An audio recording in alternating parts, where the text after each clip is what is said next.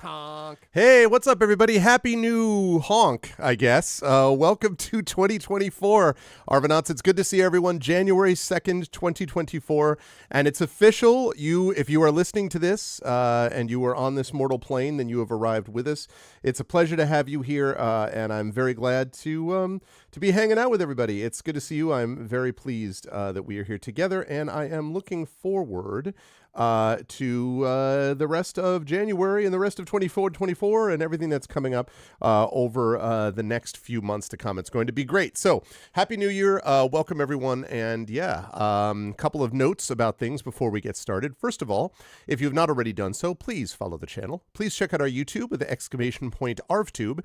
And if you are watching over on the YouTube channel, welcome everybody. And please make sure to stop by our Twitch channel if you're hanging over there. But yes, please do subscribe to the Twitch channel because, and that you should do that. I'll talk about that in a minute. Subscribe to the YouTube channel because that doesn't cost you anything to do and it really helps us out. So please consider doing that. Thank you. Thank you. !ArvCord is our Discord channel where you can hang out with everyone in between streams. We have a good number of people over there, really great community. So please join us there. !ArvTweets is my Twitter. 2024, I assume, is the year when Twitter will collapse completely. But in the meantime, you can definitely continue to follow me over there. And I have also, of course, moved things over as well to Blue Sky, so !ArvSky will get you over there for that. And the website for all this is arvaneleron.com. Financially, !ArvShop is the merchandise area. We already have Infinity and Beyond Eberron Oracle of War stuff. We already have Shire Adventures stuff. We have new Arvan Eleron, just basic channel stuff. And we're also going to be adding Expedition from the Mysterious Peak stuff later this month. So we have some new stuff over in the store, and you should definitely go and check that out. That would be lovely. And that also gets you cool swag for you too, as well as supporting the channel. The Patreon is !ArvTreon, really the financial backbone of the channel. That makes a big difference as well, so please support us there if you can. Cool stuff for you and cool stuff for the channel, so please consider jumping on board with the Patreon because there's stuff you can get there that you can't get by subbing, just as there is stuff you can get by subbing that you can't get with the Patreon. So the stuff does not overlap for the most part. Although both of them do both allow you to get inspirations to help our tabletop players. Inspirations have been reset for the month of January, so we're good to go there. And that is another thing, which is the subbing to the channel, which gets you those custom sub badges and emotes. The whole new raft of emotes that we added late last year by the amazing TariToons. More of that is available to you, in addition to those inspirations, when you sub to the channel. So please consider jumping on board for that as well. On the publishing side, Icarus is my graphic novel from Athos Arts. Library is my Tales and Tomes from the Forbidden Library. That's my 5e adventure and source book from Alligator Alley Entertainment. As I'm going to be talking about much more starting next week. Next week, I'm going to be talking a lot about the new Klein event, which is coming up on January 26th, where we will have a live Dungeons & Dragons event in front of a live audience at the historic Klein Memorial Auditorium in Bridgeport, Connecticut. It is free to attend that, so if you're in the tri-state area, would love to see you there on a Friday, January 26th evening. If you are not in the tri-state area, I hope you will still stop by for our streams of that. That'll be happening that night. That is going to be using the Return to the Forbidden Library adventure, which is the second adventure in that library book. ! Library for that. And ! Greyshade, which is my Greyshade Grey Assassin Trilogy universe. Greyshade and Renegade are already out. Greyshade is an award-winning book, and you can get those books now. You can also get the audiobook of Greyshade from our very own Trent Sparks at that link. You can as well pre-order a book that I can no longer say is coming next year because it's now, the next year has come. So later this year, we're going to be getting the tabletop role-playing game from Brandon O'Brien and Alligator Alley Entertainment of Greyshade. You can pre-order that now, and you can also pre-order Heretic, which is the other book that will be coming later this year, coming during the summer to be exact, of this year, the final book of the Grey Assassin Trilogy, which I'm working on and very excited about. Those things you can get there. And last but certainly not least, ! BLM, Black Lives Matter. Important to affirm and assert the significance and importance of Black lives. ! Help Now, the World Health Organization page on suicide prevention. Very important to reach out to others when you need help and reach out to others when they need help as well. And ! Ukraine, Ukraine, to help the people of Ukraine as they fight back against an illegal and illegitimate war with bravery and courage, and send the message that we will do so for others partners in this situation in the future. I'm not going to go over the full calendar right now. I will probably do that on Thursday, but I do want to point out that today we've got Chasms of Malice as we hopefully conclude this Fighting Fantasy Gamebook, illustrated live by TariToons. Then at 4 p.m. Eastern, I'll be over at GogCom's Twitch channel playing Tintin Reporter Cigars of the Pharaoh, which is no longer crashing. It's now working perfectly now that it's been patched a bunch of times, so which is very exciting. So I'm going to be continuing to play that on Pen and Pixels.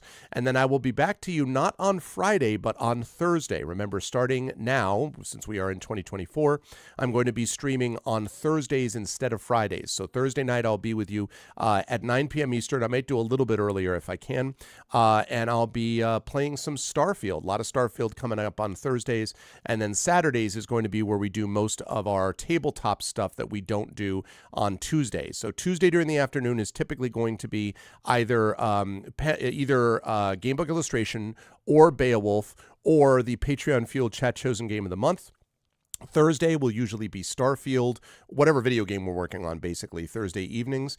And then Saturdays will be our tabletop of either Expedition from the Mysterious Peaks or Eberron, Oracle of War. And that's going to be the sort of new system going forward. I do want to make one other mention, which is that the opening of the community D&D is going to be right now scheduled for Wednesday, the 24th. So that's going to be in 3 weeks. So it was going to be the 3rd, but it's been rescheduled. Wednesday, the 24th, will be the premiere of Community D&D Waterdeep Dragon Heist, starring the Shadow Crew. So that's going to be very exciting, and I am looking forward to that with bated breath. It's going to be a big D&D week, actually, because we've got that going on.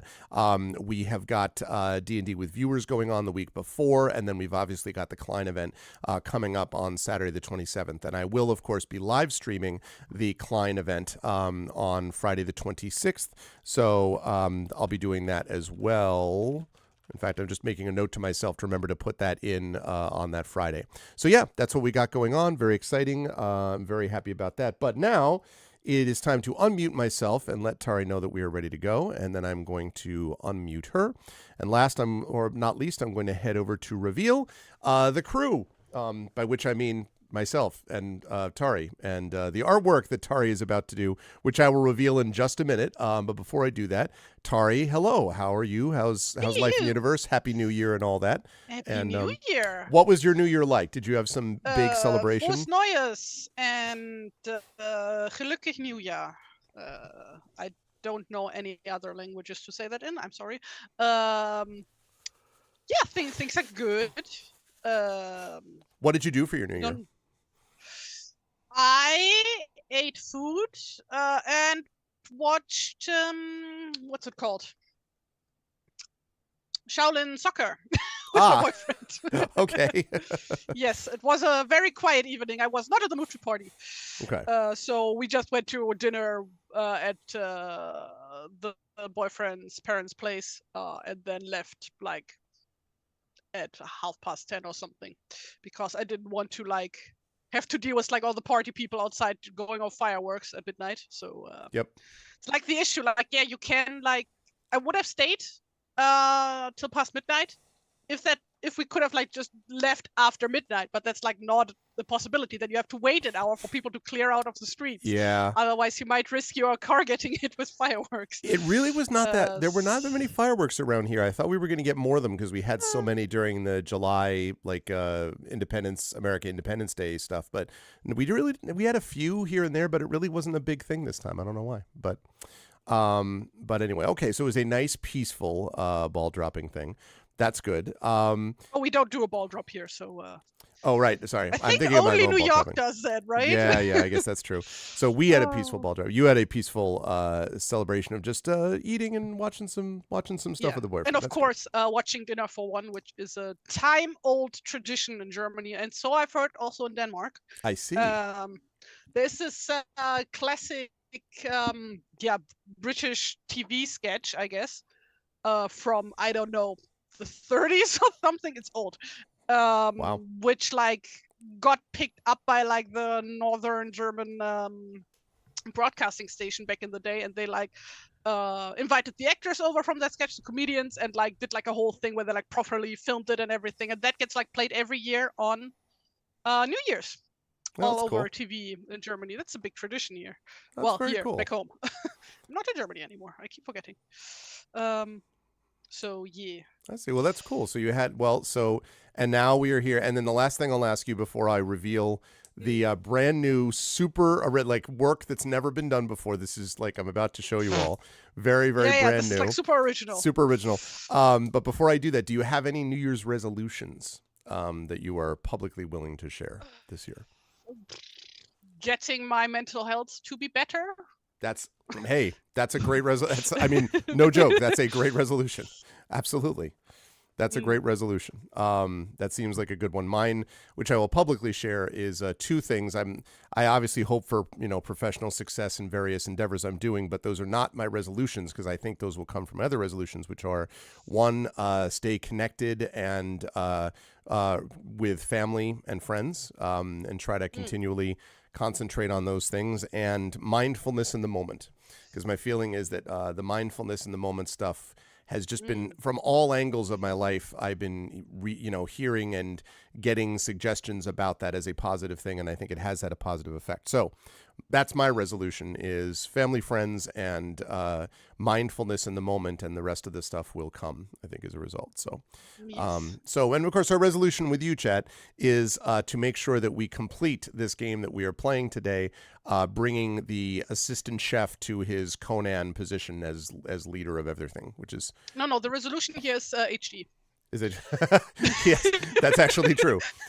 Dinner, family, gaming, the end. Hey, that's not bad, Echo. I like that. That's very true. All right, so are you ready, chat? I'm not sure you're ready for the level of originality. I just want to warn everyone that for those of you who are psychically, not photosensitive, but psychically sensitive, this may have an impact on you. Your psychically sensitive. Your mind may be blown. So just be aware of that. And here it is. That's right. We've never seen it before.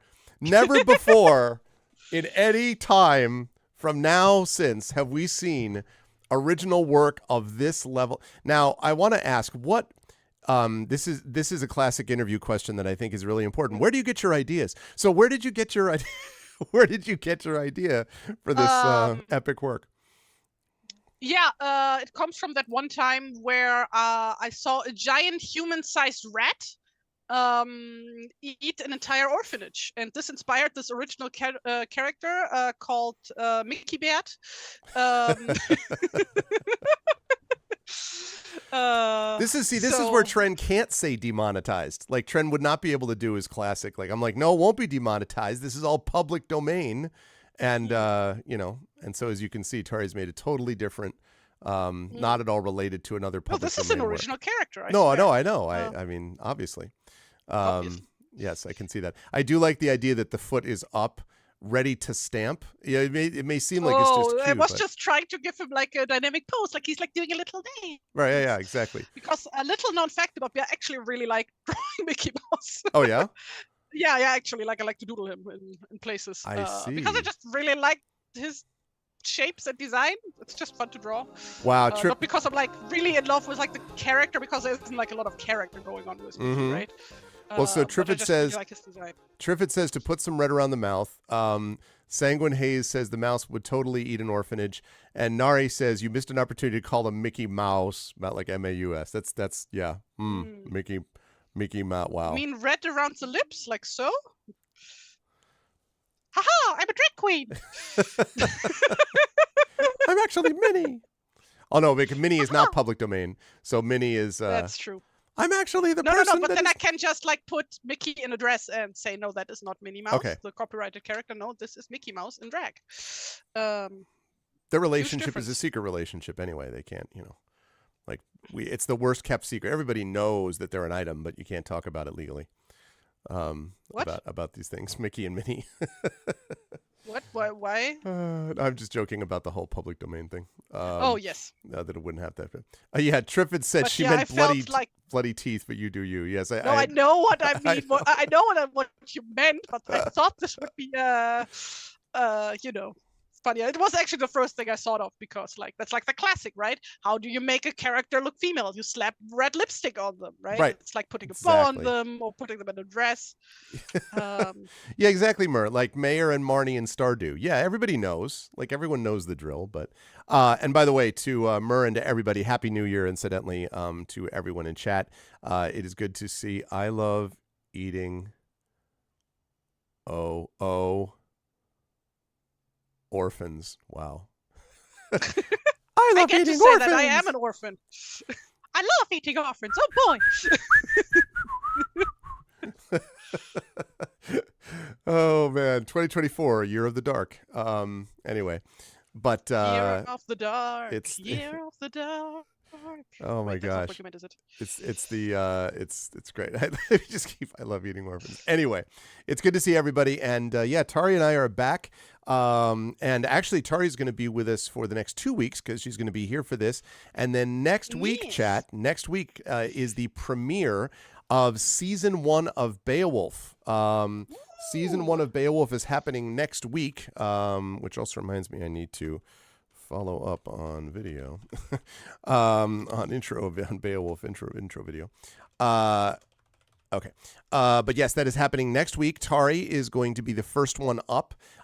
She will be joining us next week for the first adventure in Beowulf. And then the week after that will be Tren. Tren Sparks will join us for the Tuesday afterwards. So it's going to be a lot of either Gamebook illustration, Beowulf, or Patreon Field Chat Chosen Game of the Month Tuesdays. So it's going to be great. Yeah, wait. Listen, bro. But anyway, so that's what's going to be happening next week. But today, we are here. There we go. Perfect. Today we are here with the awesome. Are you doing like Noober and Mickey? Because that's the worst comment. Oh no, you're doing no, you're doing Nani. Navi. Yeah.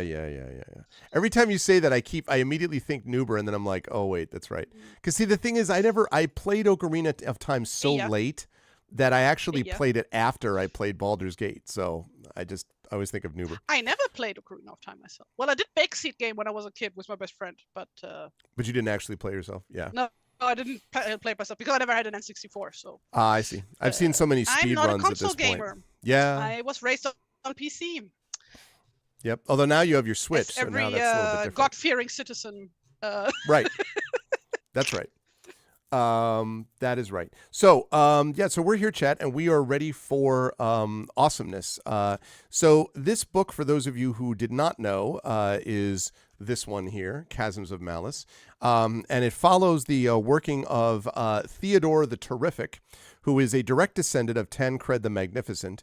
And although we started as a simple assistant in the Underkitchens, when we were given a shining sword, that cat that you can see there, the cat goddess Tabasha the Bazook, we must enter the Chasms of Malice to seek out and destroy the evil Orguz.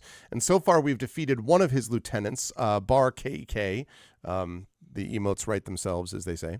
And we have made our way into this maze. Now, I will admit that Chasms of Malice has some issues. There are definitely issues that exist within Chasms of Malice, mostly relating to a over-reliance on the one-shot, one-kill type of thing and other things. So it's just like, hey, what's up, Effect Life? Trying to figure out how to create a Discord bot. Oh, listen, if you're able to figure that out, I would be so pleased. Effect Life, of course, is the brain trust behind ArvBot Plus, which is what we use now, which has gone through many iterations and does all this amazing stuff. And yeah, that would be amazing because we'd love to get our Discord bot going again. So that'd be one less thing I have to worry about, so I don't forget, for example, changing the title of a stream on my own channel Twitch page. Not that I've ever done that within the last half hour. But that would be great, Effect Life, if you could do that. So yes, so we are here, and we are in the midst of this maze trying to track down the Shining Sword and then defeat the terrible, awful, horrific person known as Orguz. And I'm sure we'll be able to do that because we have the amazing illustrations of Tari and, of course, Bazook the cat behind us. So all that stuff. You can get it connected to a server, gets events and messages posted, but the message content field is empty. Yeah, that's kind of, I guess people could just be like, oh, well, they revealed some message. Arv must be alive. I guess it could be something like that. Anyway, So that is the deal for that. But first we need to do our usual thing, which is to figure out our soundtrack for today. Now we have done a lot of Conan stuff. And we've done, I think we did Exiles. We did whatever the other Conan song was, or Conan big song that I don't remember. I think maybe just Conan the Barbarian, the game OST. So we need to think about another like Barbarian game OST or something similar. We have, oh right, and I found last time Barbarian Game Music, which was just called Barbarian Game. I just can't. I can only think of like movies, but that's of course out of the question. Right. Yeah, I know, unfortunately.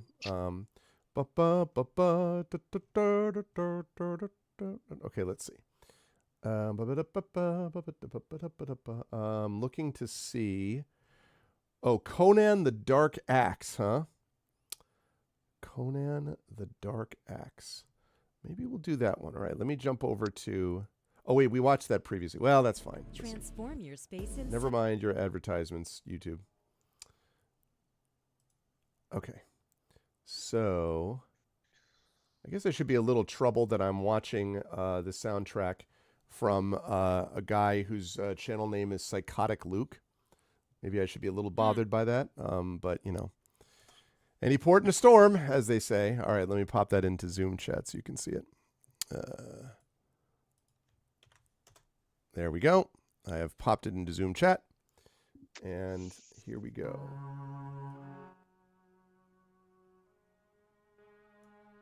Lovely. All right. Okay. Ooh. Sanguine Haze. That would also be amazing. Oh, man. If you would, yes, if you could do that, that would please do join the Discord, and that would be amazing. Super, super cool. Okay. It's the best, might be the best language. Okay, so yes, so let's talk about. I was gonna say, so you want to show? Do you want to show our previous pictures of Theodore and? Just like previous session or the whole thing? It's up to you. What do you think? I mean, I think just previous session. Just previous session. A whole rundown at the end of the thing. Yeah, that's true. Let's do previous session. It's been 3 episodes already. Yeah, you're right. You're right. Okay. So in our previous session, this is what we did. Yes, it's dangerous to go alone. Take this cat. Cats are soup. Cats are liquid. That is the case.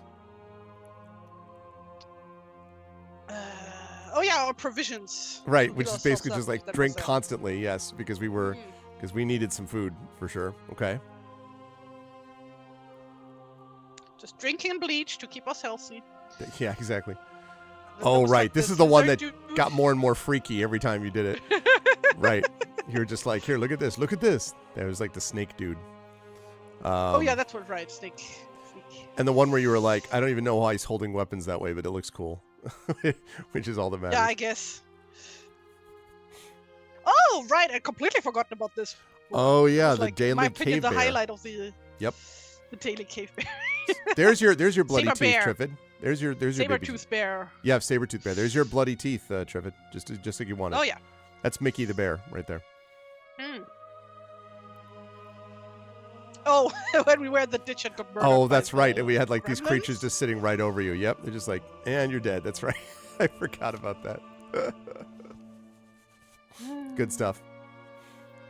And yes, forward. And we called for Tabasha to help us out. Yes. I think that was you sending him going, please get us food. So Tabasha's like, I'm on it. Do you have the bazooka one? Which is still my favorite. Bazooka. Oh, what session was that? There it is. Mew, mew, mew, mew, mew. Still the best. I think part of what cracks me up about it is the straight legs. Like just like the typical smile and just like, here I am, I'm going mew mew mew. I think that's probably what it was that cracked me up about it so much. Oh man, the bazooka. Okay. Yeah. And then we had our warm-up sketch for today. Yes. Which was I Love Eating Orphans, Mickey Mouse. Oh boy. Haha. Perfectly well suited for this. Welcome back, Echo. Okay. I actually learned how to draw classic Disney characters from an official Disney artist. Really? Ulrich Schröder is his name. He is one of the artists for the Italian-made Disney comic books. No kidding. That's cool. Yes, he did like a decade ago. Jesus, he did what's it called? An art workshop at the Comic Salon in Erlangen, which is like the biggest German comic convention.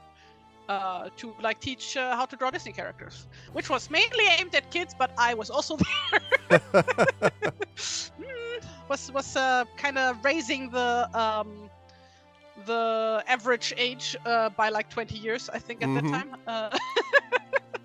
It was worth it, though. That sounds awesome, though. That's pretty cool. It was a lot of fun.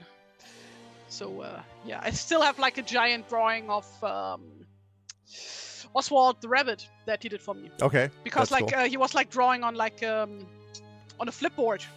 To like demonstrate, and then was at the end giving out the drawings that he did, and I got Oswald the rabbit because I requested that one.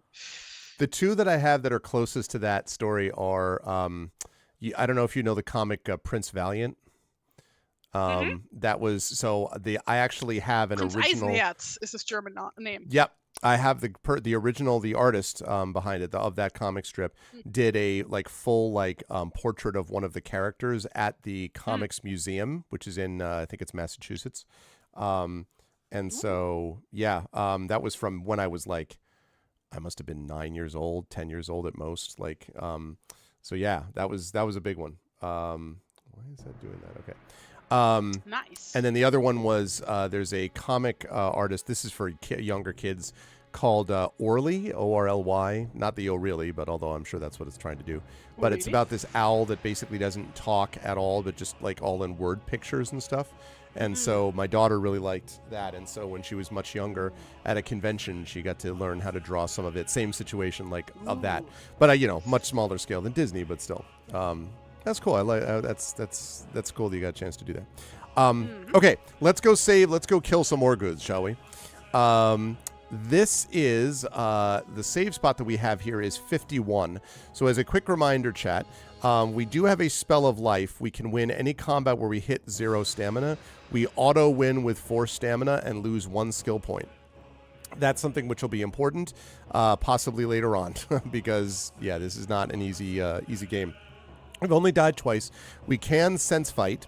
We're supposed to temper the sword using the heart flame in the caves of Minnesore to strike the lethal blow. And the trader that we're looking for tried to sell us out, wears armor with 2 crossed daggers. So those are the 2 things that we need to keep in mind about this as we get started. So the door snaps shut after you enter. You realize that the doors allow easy access, but will not let you return the way you came. You find yourself in a kind of trophy room. There are swords, spears, suits of armor, and stuffed heads of strange horned beasts. In the corner, you see a set of crossbows, and then suddenly hear the twang of the arrows being shot. Okay, so exactly, Big Boss. Happy 2024, Big Boss. Good to see you. Happy New Year. Good to see you, my friend. I hope all is well. So, chat. Happy 1973, everybody. Happy. Who would like to be the dice roller for today, chat? Who is going to be the dice roller for us? And remember, you can roll dice using the power of Arvbot. In fact, let me just put that up there so we can get it. The power of Arvbot Plus compels you. You will resume the Dice Master roll. So, Echo, are you going to use the in-game, or rather the in-chat dice roller? Or are you going to use those? Happy to have Echo as the Dice Master. Echo, are you going to do that with the in-chat or the physical? Sorry, always what? Always what? Always physical? Or always in person? Or always in chat? Always Arbot. Ah, cool. He's always willing. Always willing to do that. All right. Cool. So please test your luck. So what we're looking for here is an 11 or less, just 2 6-sided dice, no modifier. We're looking for 11 or less on this one. And if we get 11 or less, then we are lucky. That is a good way to start. Way less. Good stuff. Thank you. All right, so we are lucky and all 3 arrows miss. Otherwise, we would have been hit by an arrow who would have killed us instantly from fatal poison. That's basically been the whole book, is basically like, this will kill you instantly. All right, so all the arrows miss, and you find 3 exits. Should we go north, west, or east? So, let me write that down. Should we go north, go west? Go west. Or should we go east? Yep, it's a nice welcome to the game. You barely survived. All right, that's great. So do we go north, do we go west, or do we go east? Chat, $ vote space 1 is go north. $ vote space 2 is go west. $ vote space 3 is go east. Please make your decision now. Ho, hezo, zezo, ah, he, azezo, ba, be, ah, de rojeto. Oh, also, thank you for the follow, Silver Monkey, by the way. I saw that follow came through earlier today, so thank you. I appreciate that. Welcome to the Arvanauts as we begin a new year of possibility. Oh, and we are joined today on our journey not only by TariToons, but also by this French toast bagel, just to be clear. A piece of which has just fallen in my keyboard. Hang on a second. A French toast bagel. Yeah. Yeah, you've heard of those, right? French toast bagel. Know what I'm saying? So is it like a bagel prepared to like a French toast? It's like a bagel that has French toast elements. You got some cinnamon in there. You got some butter. You got some, not some syrup, but you have a little bit of sugar, probably. Okay. Mm-hmm. I have no idea. All the food groups. Then again, I don't think you can actually get a good bagel anywhere within like 200 kilometers. So. Yeah, that seems like I mean, very, very non-Central European food. Mm-hmm. If it's French, where are the raisins? See, this is why it's good to have an American French toast bagel, so that we don't have the raisins. Good American.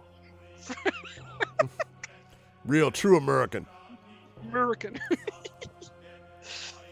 Oh, you started watching my D&D stream. Eberron Oracle of War really liked it. It was 2 years ago.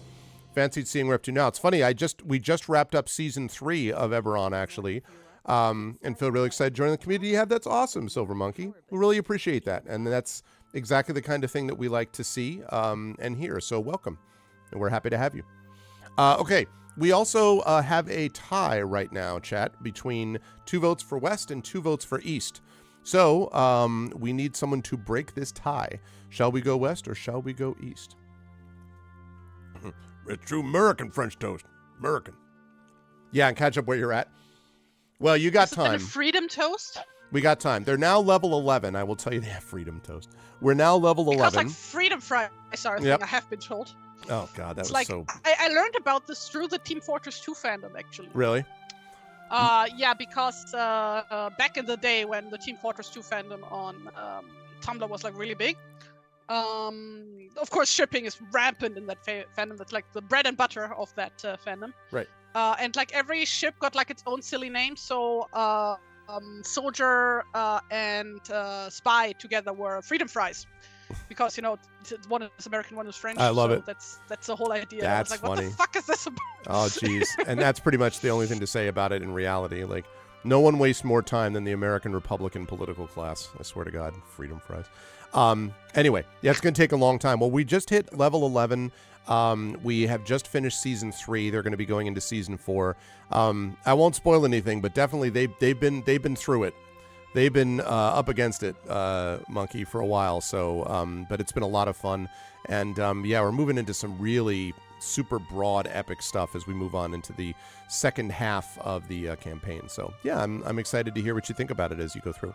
Okay, we are going to go east. We are going east instead of going west. All right. Time to go east. 292. Here we go. Oh, I the first thing I saw was you were attacked by a griffin. And I'm like, what? And then I was like, oh no, it's the next one. I was like, what? Just randomly attack you. You were in a small room full of old bottles, jars, dried bats, and spiders. It reminds you of the apothecary in Gorak. 3 old hags sit by a roaring fire in the corner. They whisper to each other and laugh. They see you and slowly they begin to change into large wolves. You try to lift your sword, but it feels very heavy. The hags have now completely changed, and you are standing in front of 3 wolves who begin to stalk you. This is one of those, like, there are 3 wolves inside of you. One of them. You look for exits and find a door. What is an old hag? The next one is also Then an it's old hag. also an and old the hag. other one is The also third an one is old also hag. an old hag. You Might look be for, an old hag inside. they are a changing hag. You look for exits and find a door heading north and a door heading south. All right, chat. So this is a simple one. $ vote space 1 is going north. $ vote space 2 is going south. So where are we going to go to escape these hag wolves or wolf hags? Which one has the griffin? So- I know, right, Big so- Boss? No, it's not. It's not. I don't even know where that is. But it's like not the same ones as like the 3 witches that we ran into, yeah? Mm-mm. I don't think so, unless those were like a foreshadowing of these, maybe? That's conceivable. Also, to be clear, Big Boss, you know that this is a special one because it's a griffon. Gryphon. So it's like a fancy griffin. Know what I'm saying? It's not like Peter Griffin from Family Guy. It's like a even fancier, like, snobby griffin. It's like the private school educated griffin. You know what I'm saying? Like that one. Is that fancy when you're privately schooled? I don't know. I was trying to use every stereotype I could conceivably think about. Fancier than Peter? But probably. He probably went to Oxenfurt. Yeah. That's true. Who is fancier than Peter? Oxenfurt. I was just talking to my daughter about this Sanguine Haze the other day, about how for the first year, Family Guy was super funny and edgy and satirical. And after about 2-3 years, it just kind of was like, now we're going to make a lot of the equivalent of fart jokes. I'm like, man, where was the freaking edge that the show had at the beginning?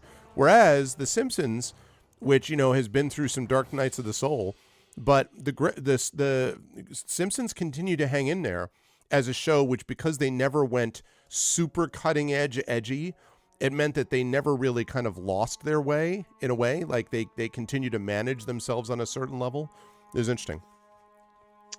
Anyway, okay. I genuinely wouldn't know. I was never really big into Family Guy or Simpsons. Like, I watched it when it was on TV, but like, I wouldn't consider myself a fan of either. Really. There were some very funny ones for Family Guy, but after about the first 2 years, then it just got very, like, as I say, wait, tired. no, I have the Star Wars movies, the parodies that they Exactly. made all on DVD. Yep. But that's like because I collect animated movies, so it's like my thing. I always remember the poster from that, the Star Wars poster. Something dark side. Yeah, there's some great ones in that. I see. Well, technically, that one isn't from the movie. They just reference it in the movie. It's like from one of the episodes. No, I know. Yeah. But where is? Oh, okay, that's what that is. Okay. So last call, going once, going twice. As of right now, we are going to be going south. All right, we are heading south. You rush through the door and slam it behind you. You are dismayed when it begins to fade and then disappear. You then run down the steps. Ooh, interesting. But by the time you reach the bottom, the wolves are all around you. You prepare to fight each in turn. Now, these were hags, right? And then they changed into wolves, right? So that means that, chat, what would you expect these to be called? What do you think? What do you think we're going to call these things that were hags and then transformed into wolves? Do you have a guess as to what the name of this creature is? Now think hard about this. I'm trying to make a Wolf guess. but hag? I can't. I'm not coming up with anything good. Well done. Nari gets it in one. Wolf hags. That's what they are. They're clearly wolf Wags. hags. First wolf hag. Wags. Second wolf hag. Very imaginative. And third wolf hag. What is it? I don't know. It's fantasy. Let's just put a wolf and a hag together and call it a wolf hag. Although I would have thought hag wolves would also have been good, but it was a wolf hag. And fortunately, none of them are that strong. But there are definitely a lot of them. But fortunately, they will fight them. I know this because I, too, have great imagination. I, too, am deeply creative in every respect. Oh, my gosh. That's how you get cat dog, right? This is what I'm saying. They should have workshopped that. This is what I'm saying, though. Like, so many fantasy works, man. They just sort of like, if I combine them together. And I find myself doing it, too, even with science fiction stuff. I'm like, like, and I'll just throw these things around. Like, I'll be like, you see, in the area, the windows are made out of a kind of transparent plastisteel. What the hell is plastisteel? That's me just mashing together plastic and steel and hoping you won't notice. I mean, like, it sounds science fiction-y. He said plastic and steel together. That means that it's obviously from the future. Like, in the future, we have all compound words, I guess. That's how this works out, too. Well, I mean, if it contains plastic, then it can't be very far from the past because plastic wasn't invented really early on. So. That's true, and we know that it will last well into the future because plastic will never be destroyed. So there's also that. So it will last forever. Okay, so here we go. So if Echo is back, because I know Echo said he had to wash up and back in a few, but we are ready to do a little bit of fighting. Can someone step in until Echo returns? I wonder, to play this, to play our character. Oh, you rang. Welcome back, Echo. All right, so I'm going to start with the Wolf Hag. Wolf Hag is going to roll a 16. So for this one, Echo, we're rolling 2d6 plus 8. That's what we're looking at, 2d6 plus 8. Radioactive plastisteel is where it's at. Yeah, that's the best. So we need to beat a 16, 17. Good start, good start. Well done, well done. All right, the Wolf Hag. I guess a Wolf Hag's cry would be, I guess that's the Wolf Hag cry. This next one is an 11. Outstanding. Thank you. So we need 2d6 plus 8 for this next one, Echo. Let's see if we can hit this. Again. Okay, we did. Now it's reversed. All right. Good job so far. I rolled an 11 again for this Wolf Hag. So fire away again on this Wolf Hag. I mean, really, Wolf Hag? Okay, now he's down to 2 stamina. 14, all right. So now he just needs need to roll better than a 6. Why is it reversed, Nari asks. Is she going backwards? First of all, that's Theodore the Terrific. Can't assume that it's a she. Okay, let's see. Where are we? Okay, well done. Who's going backwards? Did I? I think it's referring to your. Okay. That's right. No, that's right way around. I think it's well. The question, the S is Wait, did I do the question? Wait. Mark I'm way actually around? confused. Maybe you're talking about the Wolf Hag. No, it literally, Nari, is a Wolf Hag. It's not a Hag Wolf. Do you mean is that reversed? I thought you meant the drawing is reversed. Do you mean the Wolf that Hag? happens like all the time on stream actually, because like when it comes to writing, because I always flip my. Right. You guys can't see that because I have like 2 separate canvases going on, because I can flip and rotate the canvas that I'm working on, while you guys see a still image of the canvas.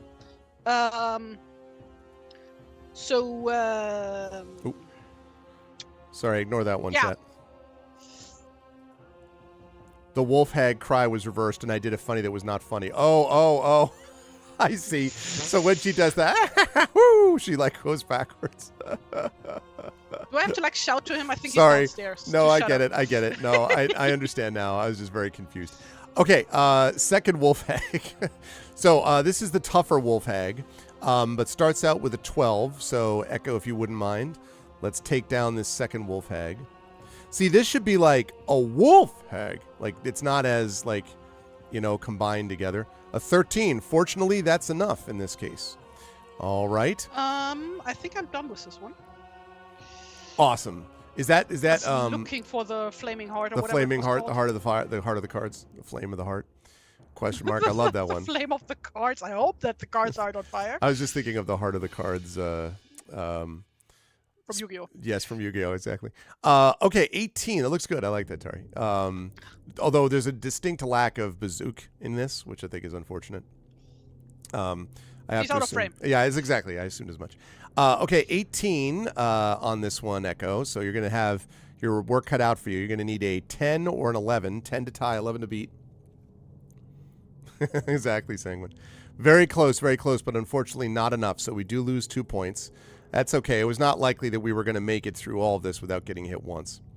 Wolf Hag hybrid. A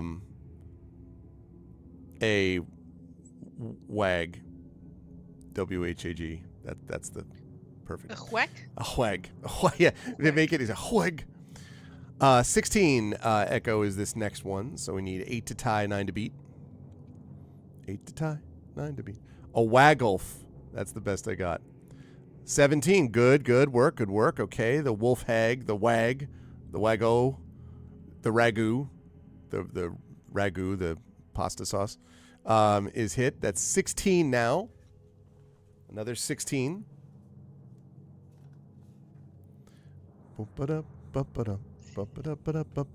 Got an 18. There he did. Now the wolf hag is down to 4. Oh, yeah. There is a wolf hag, man. Oh, and rolls a 10. Oh, man. The wolf hag is demoralized because we keep making fun of their name. Okay, 2 to tie or a 3 to beat here, Echo. Actually, I don't think there's a way that you can miss this based on my horrific roll just there. Wow. I was incorrect. I rolled a 1 + 2 + 7. You rolled a 1 + 1 + 8. Okay, it's a tie. So no harm, no foul. So now we are at a 14 for this next round. I guess we were laughing too hard at their name, and so we kind of lowered our sword for a bit. I love people just coming in now are just going to see a bunch of dice rolls back and forth. Die roll, die roll, die roll. Riveting conversation. Exactly. Ooh. Hey, thank you for the sub, Silver Monkey. Thank you so much, and welcome to the Arvanauts. Enjoy the, you were already in the Arvanauts by being in the channel, but welcome to the support Arvanauts that we have here, and enjoy your emotes, most of which have been done by TariToons. So you get a chance to use these badass emotes, which I think are the best emotes on Twitch. I'm biased, but you know. Echo, next roll when you get a chance, please. Thank you so much, Silver Monkey. I appreciate that. Ho up. Ho up. This is called, by the way, appropriate. That music we were listening to was called Battle in Cave. And now Fortress of Ghosts. 15. All right. Second wolf hag is almost dead. And rolls a 12. Oh, man. The wolf hag. Now the wolf hag is like, oh, that's the wolf hag now. I'm going to make a cottage industry out of doing wolf hag voiceovers. Ooh, I knew Tari couldn't resist. I saw it. I'm like, that looks like a hag. And then we got a wolf. I can't wait to see what this is going to turn into. Not the Animorphs. Totally not the Animorphs. Yeah, Big Boss points out that in 76 years, your sketch of the wolf hag will be public domain. That's true. Someone will be like, man, finally the wolf hag. We can do it now. Well, wait a second, though. I would need to look that up because this is under the assumption that every country has like the same public domain. Yes, sorry, Echo. We are awaiting a new roll. Sorry, go ahead, Tari. So, I don't even know what would apply. Would like the German laws, copyright laws apply because I am German, or would the Dutch ones apply because I live in the Netherlands, or would the Americans? I'd say Americans apply because Twitch is an American platform. I would say that, right? Probably because it's an American platform. Would be my guess. Okay, 15. Second wolf hag is defeated. Oh, I don't even know if there's a difference of that's like international copyright law or whatever. Right, that I don't know. Yeah, I'm not sure. And also maybe it would be legal in some places, but then people in Europe couldn't access the stream or something because it was using art that was out of the mix, something like that maybe. I don't know. That's totally just thinking out loud. Okay, third wolf hag and final wolf hag. Okay, so I start with a 13, so we need another roll here, Echo. But you defeated the tougher wolf hags already. So another wolf hag battle. All right, we rolled a 17. Good start. On we go. And now I rolled a 17. This third wolf hag is tired of us making fun of her name. She's like, stop making fun of my name. Ow! So now it's a 17 that we need to beat. Air Echo. Defeat them all or we die trying. That time we did not succeed. That's okay though. Not a big deal. We've still... Oh no! I rolled an 18. Suddenly I maxed out. 6 + 6 + 6. We need a 10 to tie or an 11 to beat. This third wolf hag is a tryhard. This is the ringer. This is a wolf hag. Okay, not a wolf. It's a wolf hag. So we need another roll that will defeat this terrible wolf hag. Close. There was one of the 6s that we needed. All right, my bad on that one. I apologize. Okay, there we have a 9. That's much better. That 9 means that we're essentially immune, but you should still roll anyway just to clear the roll there, Echo. So you rolled a 9, and that was not successful, clearly. There we go. And... Okay, that is successful. We defeated. Okay, down to that. Say that again. I don't know what's going on in this picture. As so often. I was trying. I think I had a sense of maybe where you were getting at it. I don't know. I don't know either. I don't know anything. 17 chat. I'm assuming that I know things. 17. I mean, you're the artist, freaking badass here. Like, you should know everything about art. It should just happen. You just look at the page and it just forms on the page as you stare at it with your sheer force of will. That's how this works. It's because of all the highly illegal drugs that I'm totally doing, that I just, like, everything just appears. I think, yeah. Well, I thought it was because you've now channeled Steamboat Willie, so that means that, you know. Reminds me of The Thing. Yeah, it could be Big Boss. Okay, Echo, we need a roll here, so we need a 9 to tie or a 10 to beat this roll from the third wolf hag. This wolf hag has done more damage to us than the other 2 wolf hags put together. 12. All right. Well, let's see here. I rolled a 16 this time, so we need an 8 to tie, a 9 to beat. Got to take this wolf hag down. We're going to have to eat some provisions after this. Yep, we're definitely going to have to take some provisions after this. 13. Okay. That should be doable. 5 to tie, 6 to beat. This time around.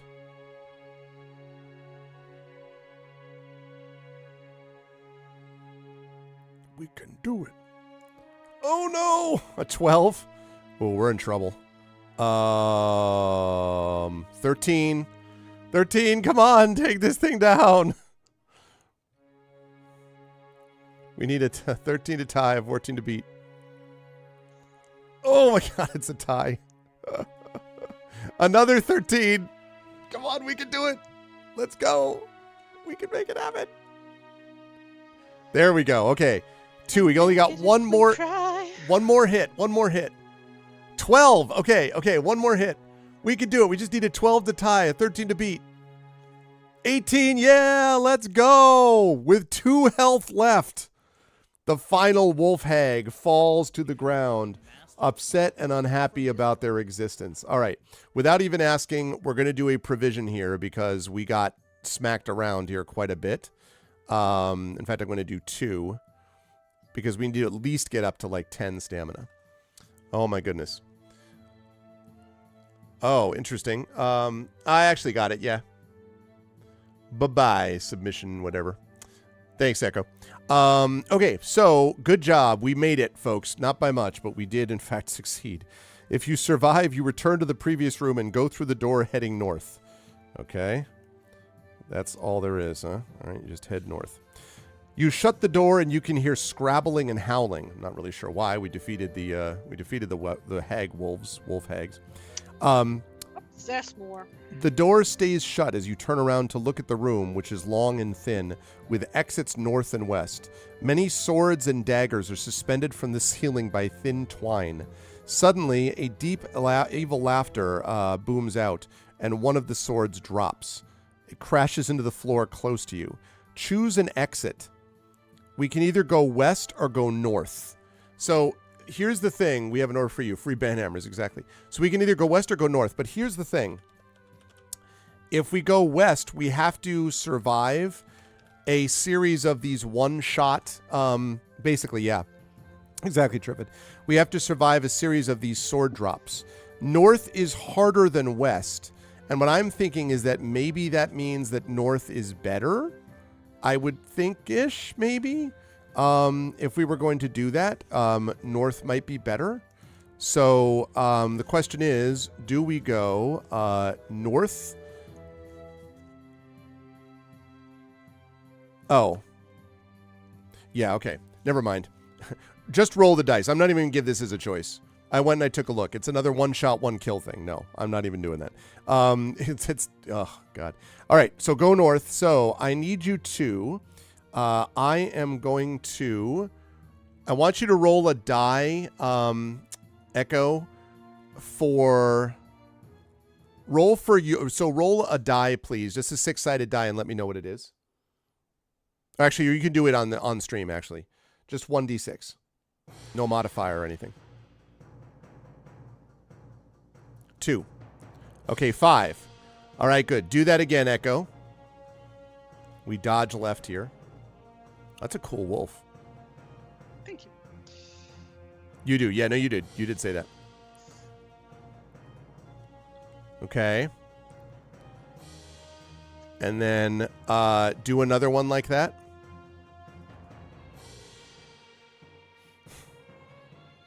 And you want to roll a die. It's true. That's a good point. Okay. So we got hit by one of the swords as we were going north. But we did survive. Jeez, it's brutal. Okay. We did make it. Well done. Well done. Ahead of you is an intricately carved stone staircase depicting various exotic creatures. Some of them appear to move. There's also another door that does not open. You step over a brightly colored snake and make your way upstairs. Making your way downtown. When you reach the top of the stairs, you find yourself in a dark chamber. The only light comes from a firing slit in the wall. Suddenly there are the sounds of scuttling and a chain rattling. Something snarls and rushes towards you from the direction of the stairs. Should we go through the exit south or the exit west? I know, right, Big Boss? That is a cool looking staircase. So, $vote space 1 means that we run south. $vote space 2 means we run west. And I don't think we came from either direction. I think that was just what was here.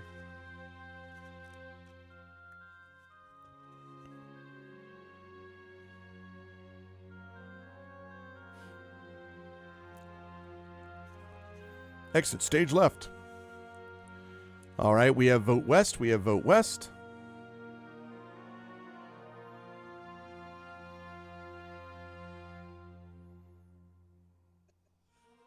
Exit to the west wing. Ah, yes, I should have realized that you would pick that up, Echo.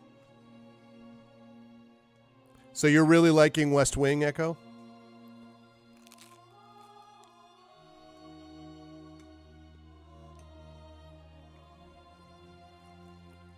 How do you feel about Martin Sheen as the president? Oh, okay. All right, Silver Monkey also says west. Oh, he was in, God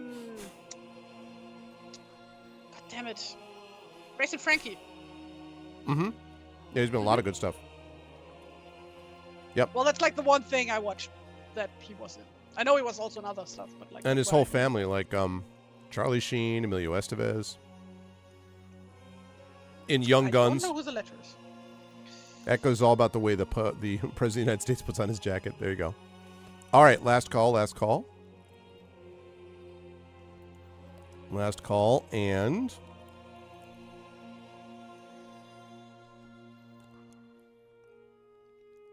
Charlie Sheen for president. The earliest I've seen him was Badlands.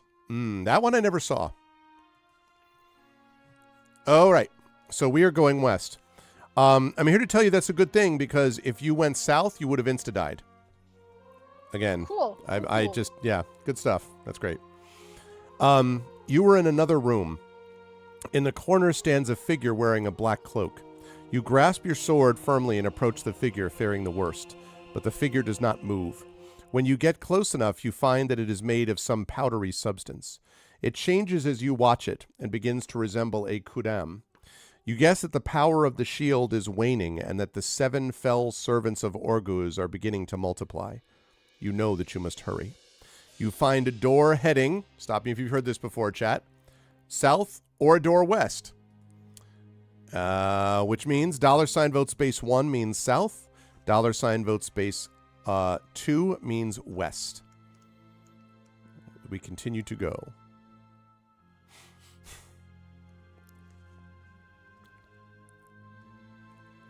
Also, I'm going to go with one more provision here because we are...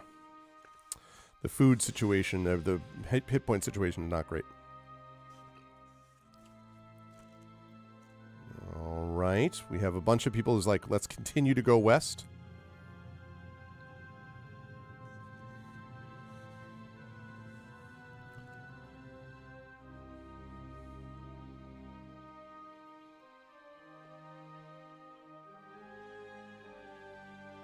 Okay. I'm going to last call this as we move forward.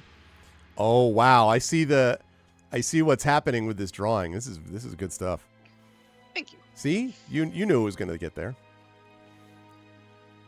Okay. I just didn't know where.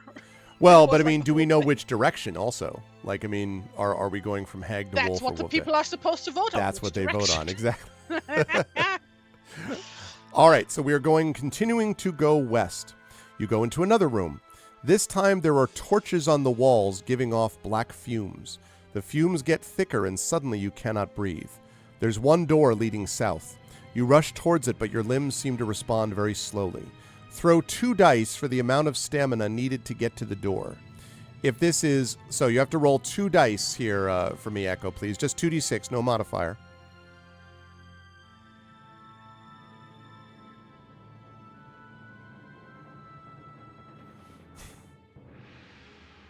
Eight. So this had to be good. This had to be less than your stamina score, or we would have choked to death. This game, cool. Man, this thing is just like body blow, body blow. Okay. Good job, Echo. We did survive it. So you were in a chamber now with 2 doors heading west. I guess both doors are heading west. So we have 2 western doors, chat. So question is, do we go the left-hand door, which is $vote space 1, or the right-hand door, which is $vote space 2? Both of those are in the western wall, so both of them lead west. So left is $vote space 1, right is $vote space 2.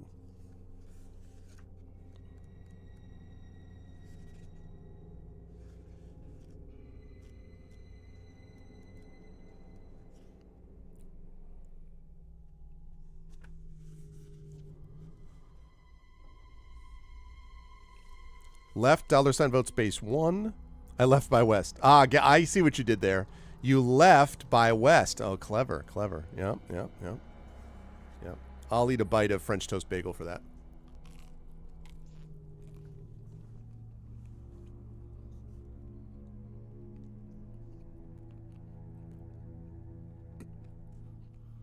So when did the whole freedom fries thing happen? It was when there was a disagreement between the U.S. and France over something, and I can't remember what it was. It was when George W. Bush was in office, and I don't remember what it was about. Said war criminal in office. Do you have any idea how little this narrows it down? It's a good point. Sort of the most proudly war criminal, though. But yeah, and I don't remember exactly what it was over, but yeah, there was literally that thing of rechanging things. And again, Republican-driven. Let's change it to freedom fries. I'm like, freedom fries? Really? So it wasn't even that far back. Like, I kind of thought this was like... No. It was back in the early 2000s. 70s or something. Okay. No, yeah, Big Boss, she knows what it was. She just didn't know when it happened. But I was trying to remember what time it happened. Oh... Was it because... Right, that must have been what it was. So because France was not so crazy about the invasion of Iraq, that's when the freedom fries thing happened? Okay. God, freedom fries. Yeah, well, they should, Sanguine Hayes. I mean, geez. That's because Canada's a more sensible country. Okay, so we are tied, chat. 2 votes for the left-hand door, 2 votes for the right-hand door. So, do you want to go left? You left by the west, as Echo has done? If so, $vote space 1. If not, $vote space 2. But I do need someone to break this tie, please.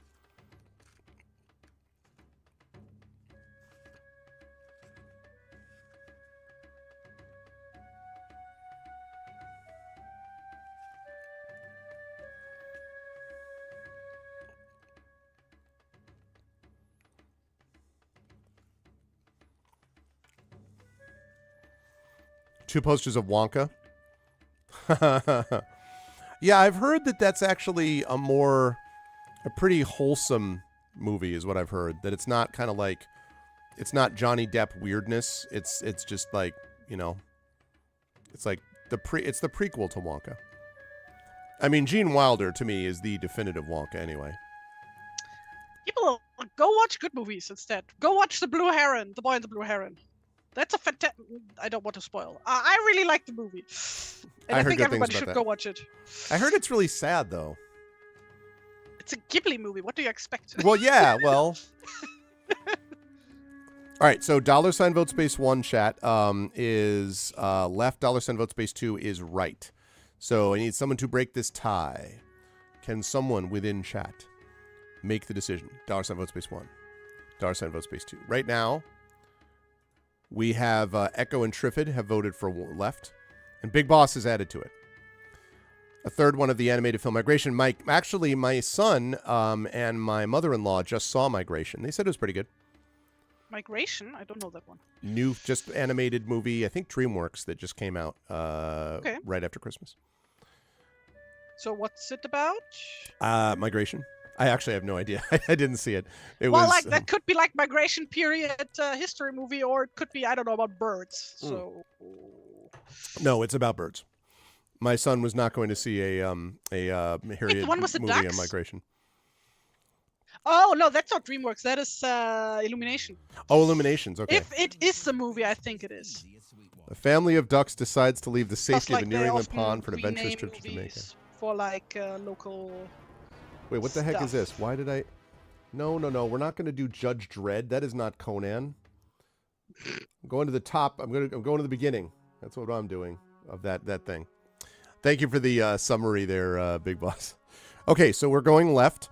That's good, because guess what happened if you had gone right? Insta-death.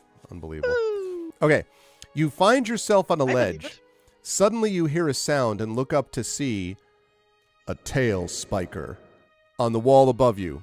It swings its evil tail. It's got an evil tail. Its tail is evil by itself. It's actually fine. It's a fairly nice creature, but its tail is super evil. And you have to fight it with your sword. Wait. Yeah. Tail spiker. Was that this book or was it another book? I think we may have run into it before in this book. But it is, in fact, a tail spiker. It sounds familiar, like you've done something with tail spiker I know before. I've drawn one, but I don't know if it was for this book or another one. I don't remember. But regardless... Oh, there he is. Okay, so we're fighting that. First session. So we're fighting another tail spiker. See, you see how its face is like, I'm really sorry, but its tail is like, Rawr. That's what this is. Okay, so here we go. So, Echo, let me just put this into my little handy-dandy battle manager thing. Tail spiker. Another example, by the way. Okay, it's got a tail with spikes. All right, call it a tail spiker. Like, well, okay. I mean, that's like a lot of times where like names come from. I suppose. Wait, no, that's a German and a Dutch thing. Yeah, where, exactly. like everything is a pig that does a thing. Right. Evil Tail is the much anticipated but perpetually in production sequel to Idle Hands. Evil Tail is the opposite of Evil Hat. No, wouldn't it be opposite of Evil Hat would be like good head? That's unfortunate. It's the opposite of Evil Tail. What do you want from me? What do you want from me? You of all people would say something. How about like good that. face? Is that Amazing. better? Is good face better? How about that? I'm just the messenger. Dirtiest Listen. thing that Greg will ever say on stream. I report. You decide. Okay. So let's get this moving here. I can vividly imagine Trendane's face over it as he just puts with his hand hands over closing. over his face, trying not to laugh out loud at the camera. Yep. I sort of immediately imagined Trend, and I was just like, I must immediately correct this. Okay, so we have a 13. We have a 13 Echo that we need to defeat. 13 to tie, 14 to beat this tail spiker. Take down this tail spiker. Spikes with tails. Know what I'm saying? Yeah, Okay, I know what 15. you're saying. Yeah, you know. Yeah. You know what you want me to be saying. What you were hoping I was saying. And then I changed it immediately. Okay, 12. Right. So 12 it is. Okay, so you need to beat a 12, Echo. 12 to tie, 13 to beat.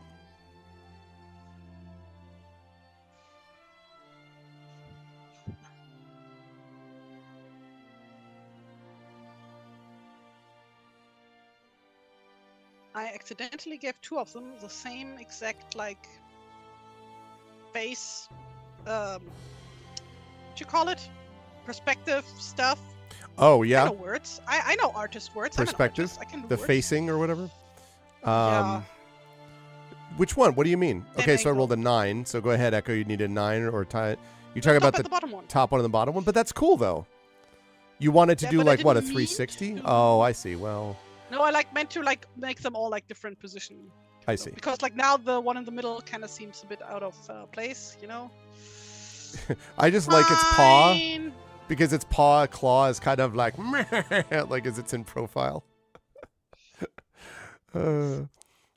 15 to tie, Echo A, 16 to beat, as this thing is, as we continue to go after this thing, this tail spiker.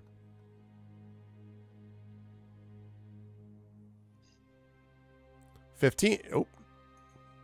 Oh. No, I already got that one. This is the roll for the 15 I just rolled. Because that other one was easy because I had a 9, so I knew whatever you rolled was going to work pretty much. So this one is the new one that I rolled for the next round.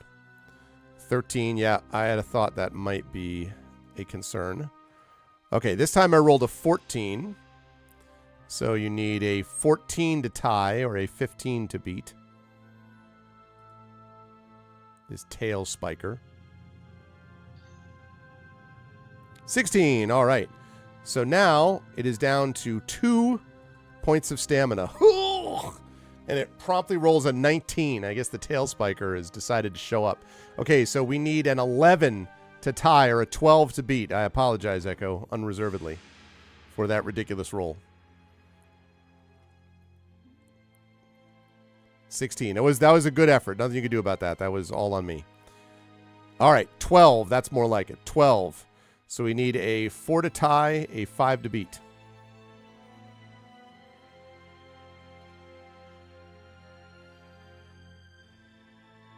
That's true. Oh, tied. Okay. It is part of the adventure to embrace and endure. Fair enough. 14 on this one. So you need a 14 to tie, a 15 to beat.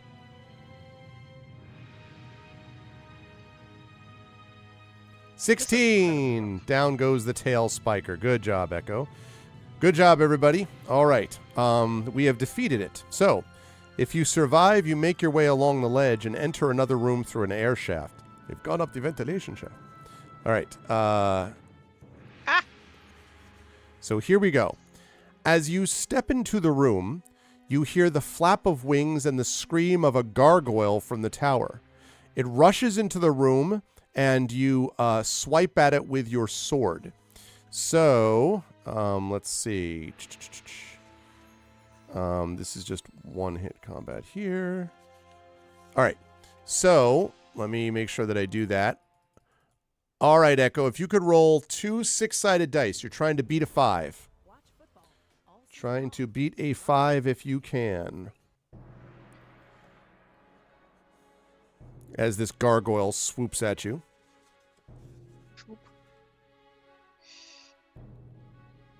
Yeah, just 2d6, no modifier, yep. Oh, hey, oh. Okay, nice. So, you wound it. It screams, and you have time to rush into the next room. You shut the door, but you know that you cannot stop the beast from breaking in. You make a dash across the door to the next room, so test your luck. Okay, we need a 10 to tie, or you actually not tied. Never mind that. You need a 10 or less on 2 dice. This is no modifier again, just 2d6. A 10 or less on 2 dice. Hopefully. Oh, hey, oh, hey, okay, good job. Way to go. Good job, Echo. All right. This time, the door slams behind you, so we do not have to fight the gargoyle because we were lucky, and I'm going to give us a save point after all of those crazy one-shot, one-kill type things. Okay, you're in a room with torches blazing, and you can see 2 small orcs who seem to be repairing a crack in the wall. They are not armed, and they stand amazed as you pass them on your way to the only other door heading north. You enter a room to find nothing but 2 exits. Will you go north again, or will you go west? North again or west? Random direction choosing in this book. $ vote. I know, right? $ vote space 1 is north. $ vote space 2 is west. Hole ba bale zoba zoba do hole ha hole no de zedo edo be obe boo.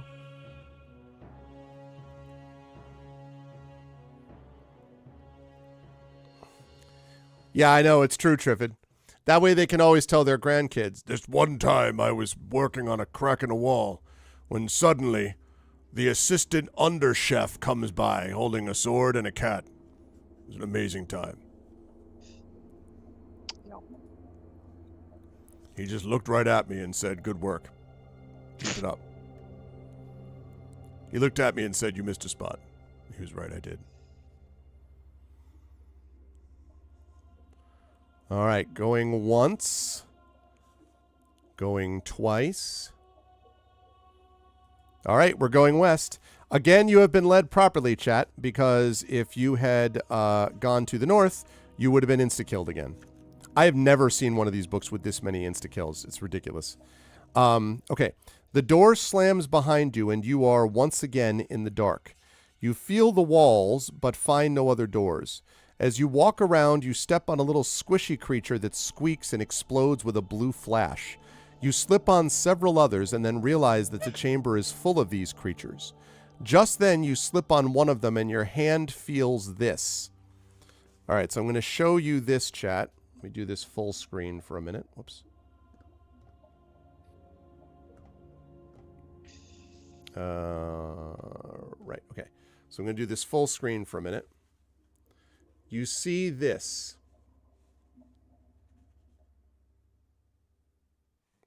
Now, for those of you who haven't been here before, you may be thinking to yourself, what the heck is this? What am I looking at? And I have got a solution to explain that. So let me show you this, which we have learned previously. Okay. So here we go. Hi, T-Bank. Okay, let me see if I can block that part. Okay, here we go. So this is what we learned about the cipher system. Okay, so you look at the sequence of ciphers, 3 rows of 3. Each raised circle has a specific value. Okay, so kind of capture this in your mind. A blank is indicated by a dot. So you add the values of the circles to give you the secret cipher. So this illustrated page is giving you the ciphers from 1 to 12. 2, 3, 4, 5, 6, 7, 8, 9, 10, 11, 12, I believe is what it's saying. All right, everyone clear on that so far? Clear as coal. Okay. So now I will show you. I agree. Okay. Now I will show you this. That is what you see.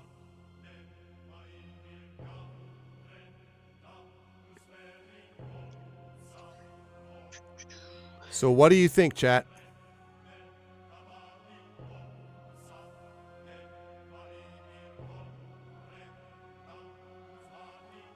What's the number I'm looking for?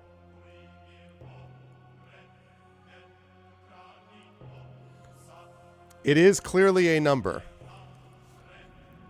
You think it's a bunch of zeros? Let me see. I'm wondering if there's a way that I can show the two of these on the screen at once. Let me see. If I do...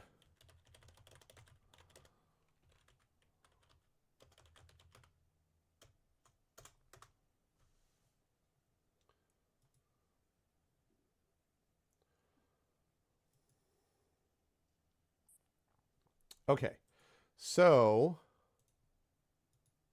nope, that's the wrong one. Open image.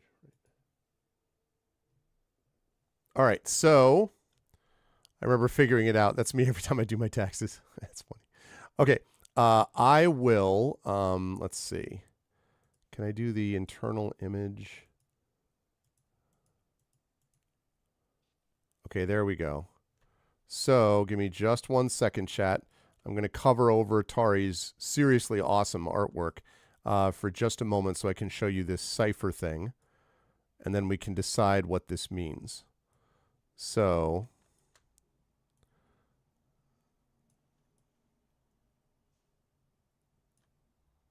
Okay. So there's the one part of the cipher that we need to know.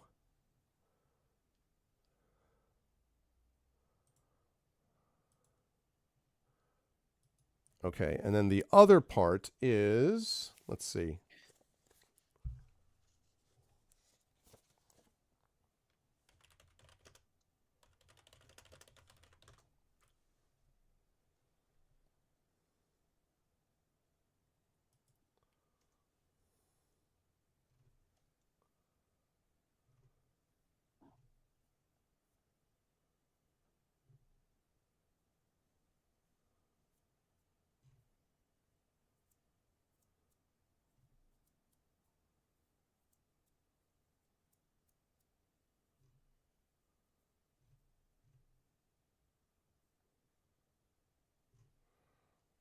Okay, let's see.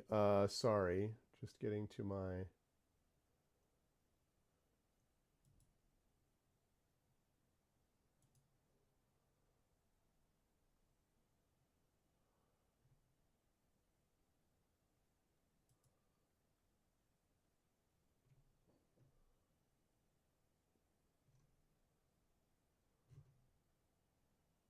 I'm just trying to find the page that explains it. So give me 1 second here.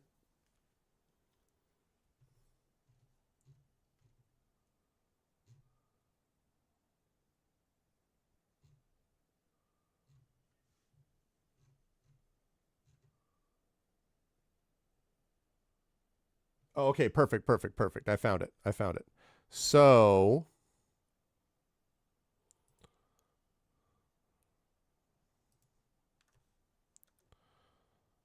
All right, bear with me 1 second, Chad, and you're going to see what I'm seeing. Do you see what I see? Okay.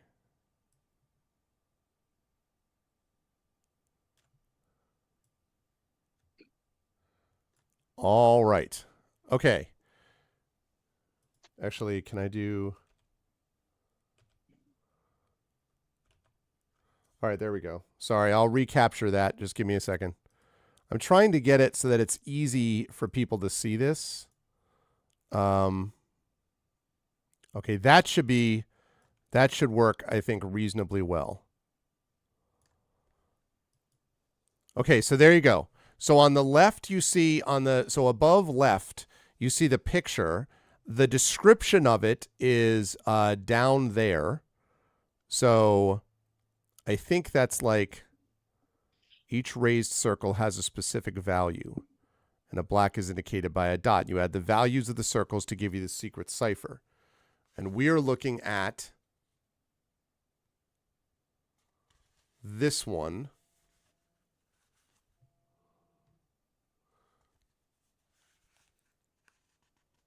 This one here.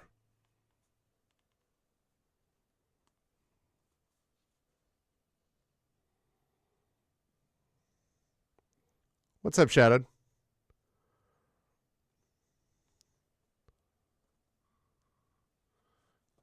Okay, I'm trying to like cover this over while still showing it as best I can. There we go. I think that's mostly it.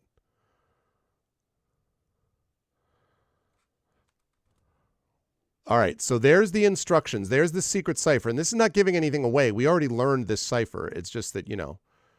So 235.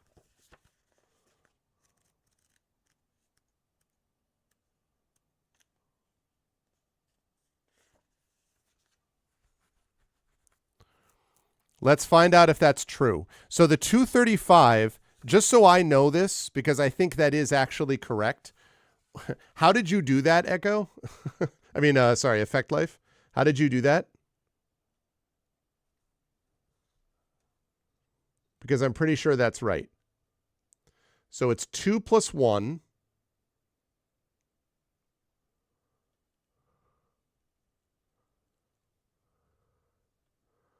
Plus 32 plus 8 plus 128 plus 64.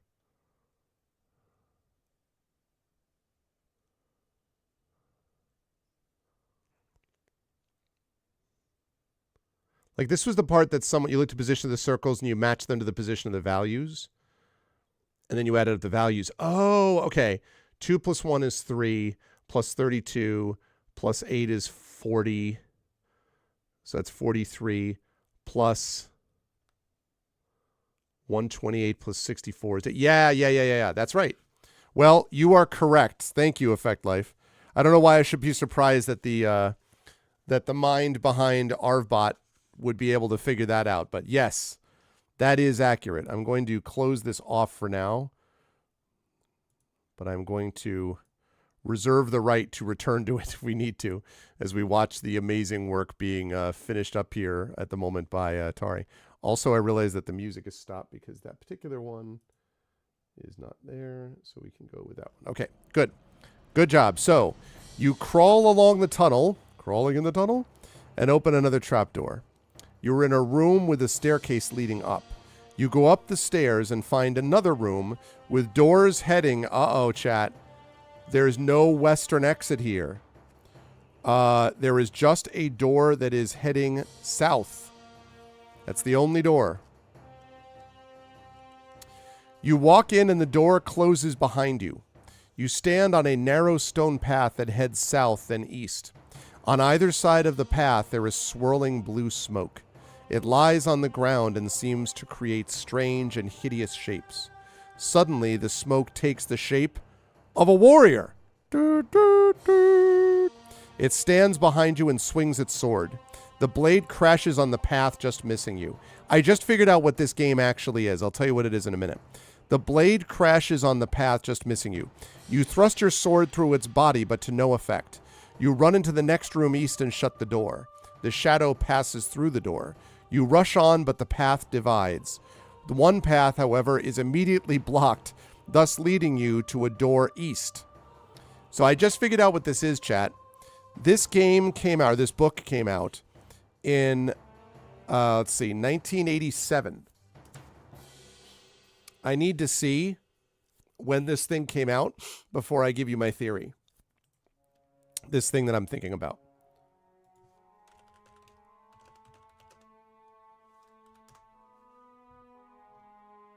Yep. You know what this game is? This book is Dragon's Lair. This book is totally Dragon's Lair. Dragon's Lair came out in 1983. It has one shot after one shot after one shot kill. It takes like all of this kind of like, you know, like you can just immediately die. Occasionally you might just get hit, but usually you'll die in something like that. It requires like, a lot of it is just trial and error. It's totally Dragon's Lair.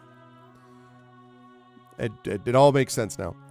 Another door slams behind you, but this time the shadow does not follow.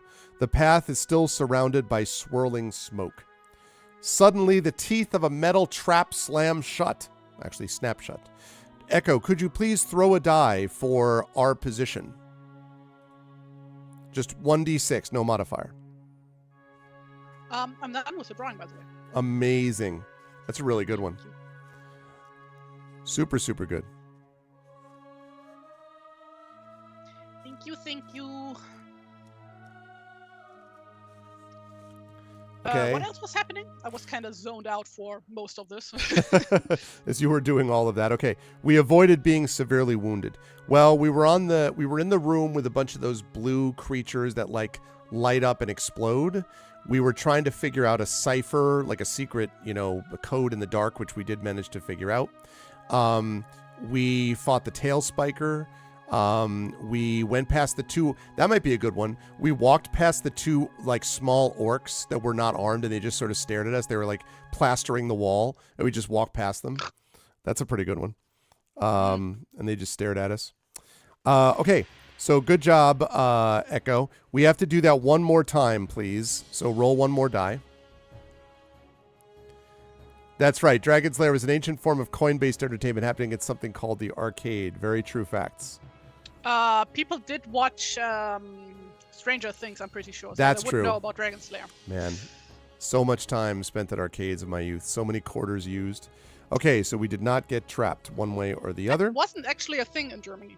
Like, Really? I had no fucking clue what an arcade is as a kid, because, like, that's just not a thing. I think, like, I don't know actual law stuff about it, but, like, my theory, or hypothesis, I guess, is that, like, there's probably some law about how arcades count as gambling, so kids can't do it. Interesting.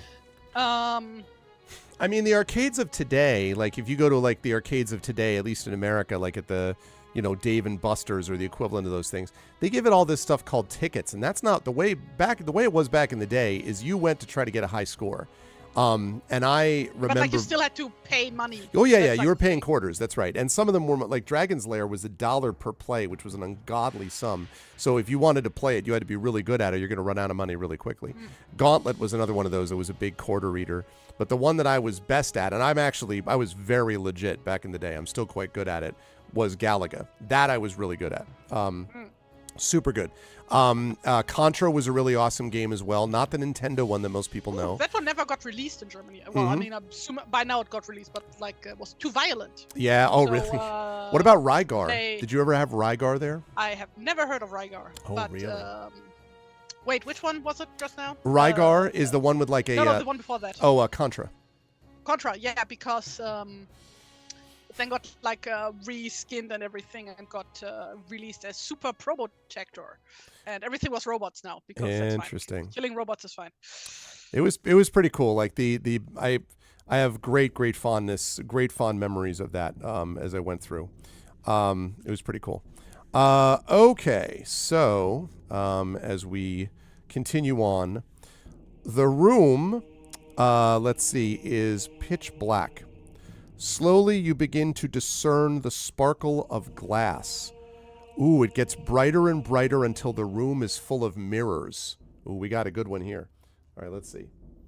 Let me get this one.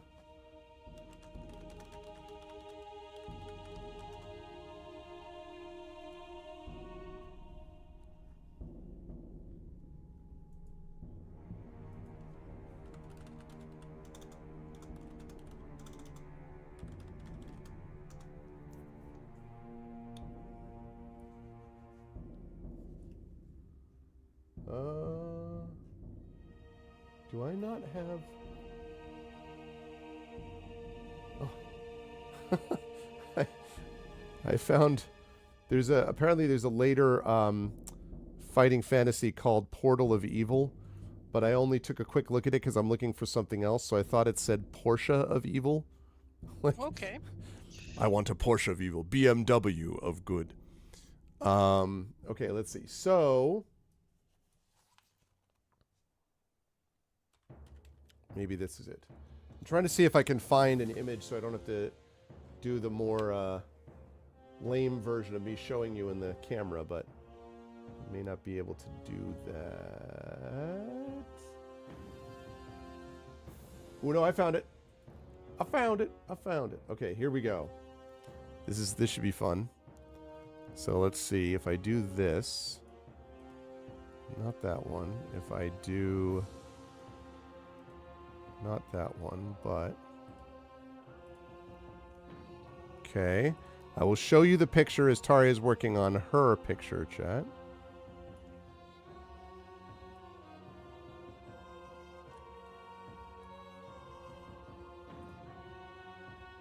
Move that to the bottom. Go up like that.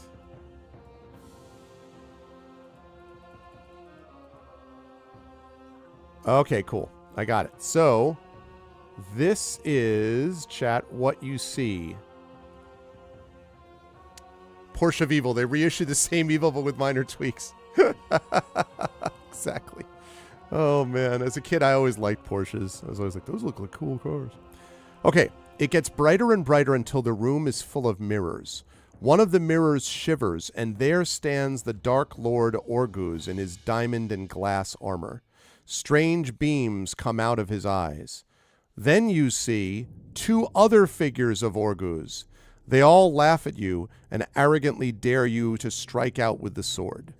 Where will you strike? Let me give you what the options are, chat.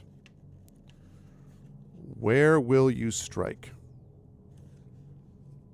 I always thought Corvettes looked pretty cool. How dare you cast mirror image? Yeah, exactly. All right, so, chat, where will you strike? Will you strike... where did my... oh, there's my poll thing. Okay, because I was putting that over there. Right. Okay. So, Where should we strike? I'm sorry, Knight Rider. I understand it's lame in some ways. It was still really cool. I don't care what anybody says. It was Knight Rider was that car was awesome. I know I loved watching that when I was very, very, very little. Yep. For me, it was when I was not quite as little. Let's see. Okay, left-hand figure, a right-hand figure, or I'm going to use the British spelling on the center figure. All right, chat. Which one do we strike? Do we strike on the left-hand figure, the right-hand figure, on the center figure? Oh yeah, that theme was iconic, Triffid. Michael Knight in a world where he does not exist. Although the best theme I still think for any 80s show was the short-lived but still very cool show Airwolf, which is a dun dun dun dun dun dun dun dun dun dun dun dun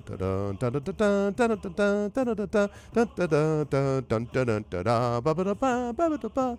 That show was awesome if you didn't think about it too hard.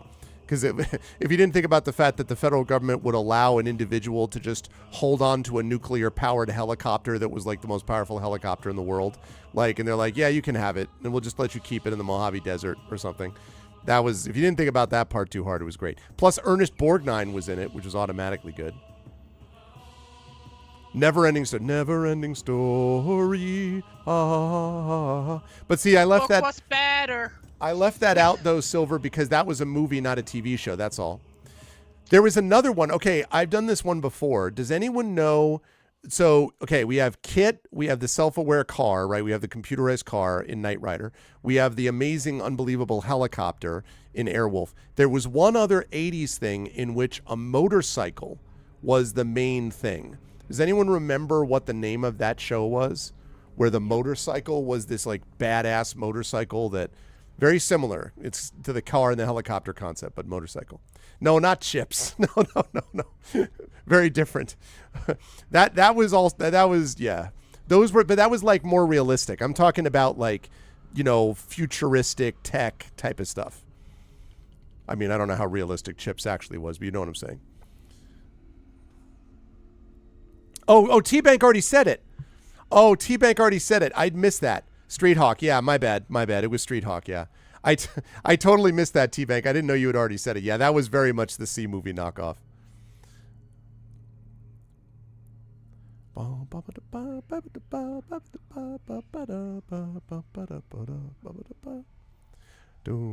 remember really liking the Never-Ending Story movie when I was little. And then I read the book when I was like around 11 or 12. And I was like, wow, that movie sucks. Yeah, that's a case. The Princess Bride is the opposite. I think the movie is better than the book, actually. And the same screenwriter, same as William Goldman, was the guy who did his own screenplay for it. But in the case of Never-Ending Story, yeah. I mean, there are still great moments, though. As I've talked about many times, like the wolf Gamork is amazing. The stone creature, I had such strong hands. Steinbeißer. And the whole Atreyu thing. Because I, of course, had the privilege to read it in its original language. Aha, that's true. None of these, of course, compel to the greatness of the movie that is Krull, which is also the dragon's name, which, by the way, is an actual dragon in the book and not a giant dachshund. The luck dragon. His name is Fuhur and not Falcor. Really? Fuhur. Yes. Yeah. Fuhur. Yeah. But yeah, he looks like a proper like East Asian dragon in the book. He still was cool even in the movie, though. Like mother of pearl colored scales. Mm-hmm. Yep. Oh, really? Not the fur that we get in the that one. The face of a lion. Right, Big Boss? Krull is amazing with the greatest weapon of all time, which is the glaive. Okay, we have a tie, chat. 2 for left, 2 for right. We have a tie. We need someone to break this tie. $. Vote space 1 for left, $. Vote space 2 for right. And you have the picture in front of you. All right. Going once. Hey, what's up, Darksteel? Going twice. You've decided to attack the left-hand side. The image shatters and the other two laugh at you. A fragment of glass strikes you on the arm. Deduct 2 stamina points. I'm going to take the last provision. The grisly voice screams at you. How could it be grisly? It's a bloody voice. Grizzly's voice? They forgot to add yeah, maybe. S. Exactly. The grisly voice screams at you. Try again, O blood heir to Tancred the Magnificent, you and your bazooka cat. If you have not already done so, you must choose whether to strike the figure in the center or the figure on the right. All right, so hang on one second while I fix this. Thanks to Effect Life, this works this way. All right, here we go, chat. $ vote space left on the center or $ vote space right on the right. Last time you all chose left over right. And you ended up being hit for damage. For damages. By a smooth criminal? By a smooth criminal.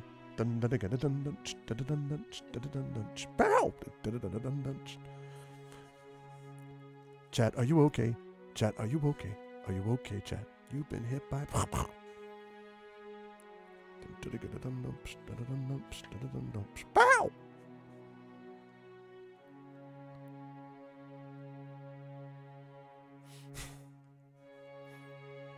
The Arvanauts are okay. It's the streamer question. Arvan, are you okay? Arvan, are you okay? Are you okay, Arvan? You've been hit by... You've been struck by a smooth chat. Okay, we are tied up. 3 votes for the center, 3 votes for the right. Who will break this tie? On the left, Big Boss, Dark Steel Spork, and Silver Monkey. On the right, Echo Alpha, Sanguine Haze, Triffity Mats. These titans of the chat. Who will go with which side? Will you choose the center figure? Or will you choose the right-hand figure? T-Bank has chosen to go with Big Boss, Dark Steel, and Silver Monkey. All right, last call. Last call, going once. Going twice. Okay. The winner is the center ground. The image shatters and sharp slivers of glass impale themselves all over your body. Oh no, you were going to change the... Oh, see, it was too late.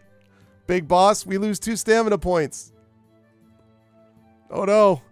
Orguz laughs at you again and asks you to try again. Well, now we already know who we're striking, which is we're striking the one on the right. Yep. Big Boss was correct. You strike at Orguz and he quickly backs away. You have chosen the correct image. Suddenly he holds a sword that looks just like yours. No other dares to hold a sword in my presence. You have the blood of Tancred the Magnificent coursing in your veins, and you hold the twin sword of light. But I am still your master. Prepare to die. Okay. So, let's see. You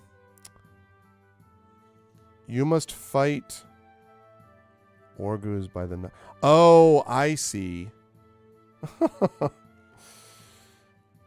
Well. Oh, but we did do that. Oh, wait a minute.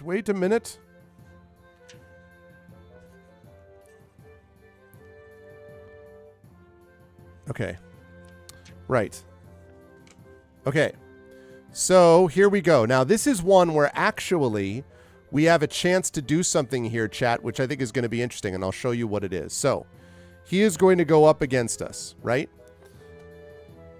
So, here's our guy. Orguz. It's the guy. His skill is 10. His stamina is 12. Now, we have a skill of 8. And that means you might think to yourself, well, we're kind of screwed. Well, maybe we pull this off because we're lucky. But even if we don't pull it off, I want you to note something. The spell of life, chat. Because any combat where we hit 0 stamina, we will auto-win with 4 stamina left and lose 1 skill point. Because we got that spell of life. Now, you might think to yourself, but that's going to leave us with a skill of 7. But who cares if it's this dude, right? Because this has got to be close to the final battle anyway. So we have a shot, is what I'm saying. We have a chance here. So it is going to be, but we're going to see whether Echo is able to do it. I voted right both times. This shame is on the rest of you. Yes, you did. They did not go with you, Sanguine Haze. They did not trust. They did not trust, and they must pay. All right, so here we go. Oh, wait, I just took out that for no reason. Sorry. Skill 10, stamina 12. Right, okay. That's not what I meant to do. I meant to do something else, which was to roll. That's what I was going to do. All right, Echo, here we go. So we begin with a 16. Let's see if we can beat him. Can we do it? We need a 16 to tie. We need a 17 to beat. We got a 15. That, sadly, will not do it. That brings us down to 6 stamina. It's okay. It's all right. Everything is okay. 18.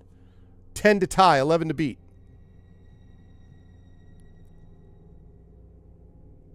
That would be a 14.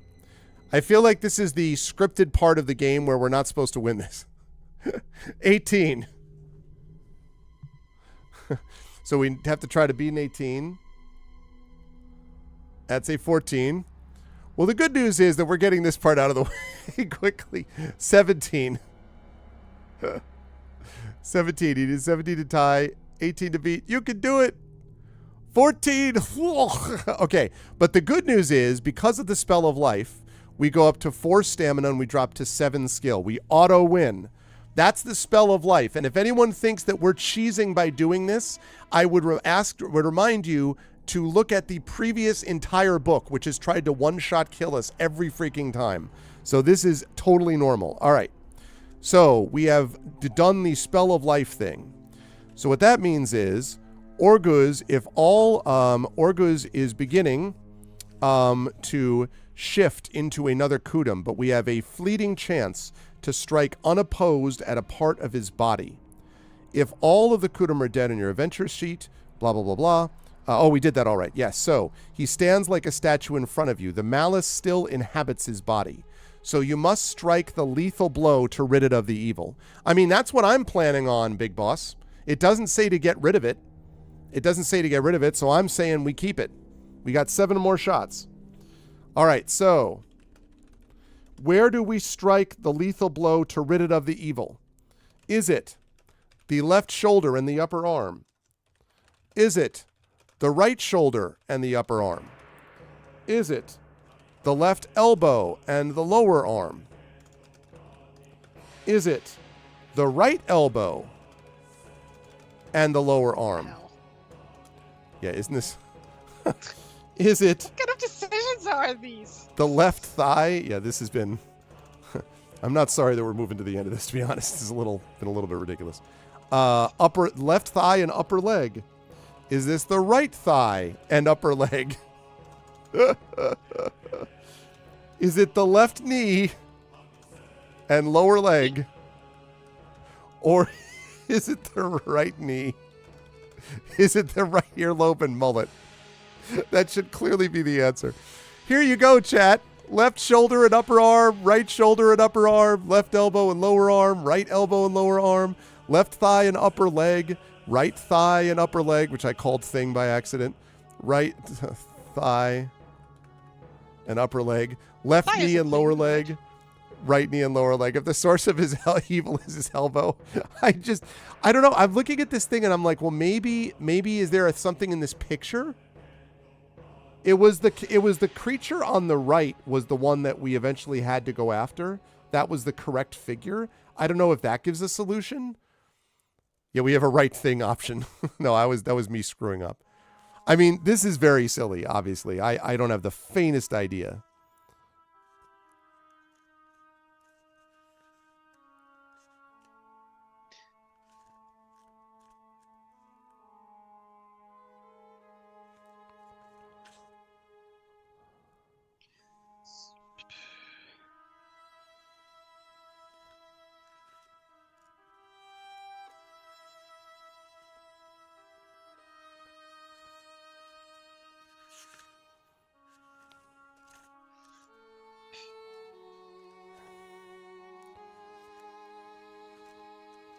What is the source of the evil? Me, I am. Hello. Tari. So we have to strike at the Tari and the lower arm.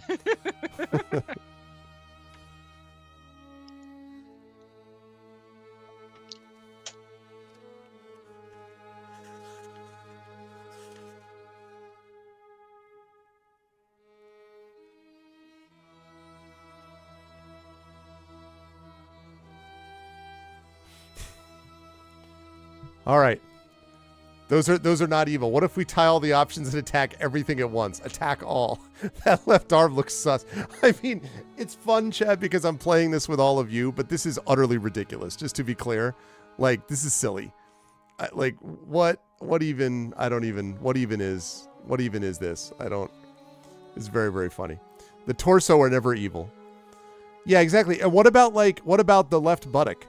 Like, is the left buttock not evil? Yes, slap his butt. Roll to slap his butt. Maybe his butt is evil. How do we? Yeah, like, and have we talked about like, I don't know, his right scapula? Like maybe that's evil. His what? His right scapula. What is a scapula? It's a bone. Scapula? It's a bone in the right shoulder, like around the neck area. No. Oh, the key bone. The what now? The key bone. Oh, the key bone. Okay. Yeah, the shoulder blade. Maybe it's the maybe the it's shoulder blade. The shoulder blade. It could be the third vertebrae. Could be the third vertebra. That could be evil. Attack is humorous. Yeah, exactly. Hey. You know. All right, last call. We got a tie between left elbow and lower arm, or right elbow and lower arm. That would imply that there's anything funny to be had here, but we are deeply unfunny here. Yeah, so, this is definitely not in any way. What do you think, chat? This is very serious business.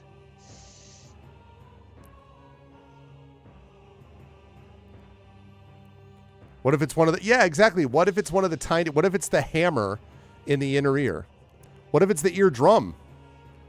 We don't know. It's not a bone. Maybe some people keep their evil in their pancreas. You don't know. I do. Yeah. I just keep mine in my spleen, just in case. Oh no, not the spleen! Not the spleen. My spleen. Like, presumably there are people who have had terrible injuries to their spleen, but it always feels like the organ that everyone's like, yeah, my spleen, or the gallbladder. It's just like in movies and TV shows. It's like, oh no, my spleen. Yeah, exactly. It's like when somebody steps on somebody's foot. It's like, oh no, my ingrown toenail. I've been hit in my toenail. As a Canadian, I keep my evil in a goose. Is that true? I don't believe. So wait, that actually makes sense. Canadian geese are evil. That explains why everyone in Canada is so friendly and nice and all the geese suck. You just put all of your evil into your geese. That makes perfect sense. Spleen was asking for Crack it. the code.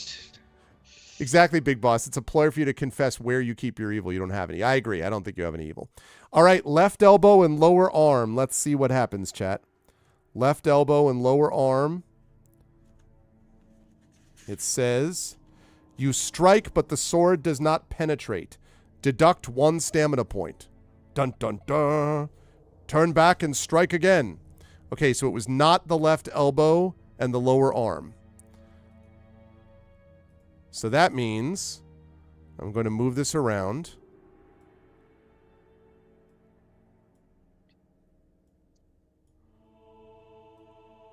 This is so useful. Effect life, by the way. Characters.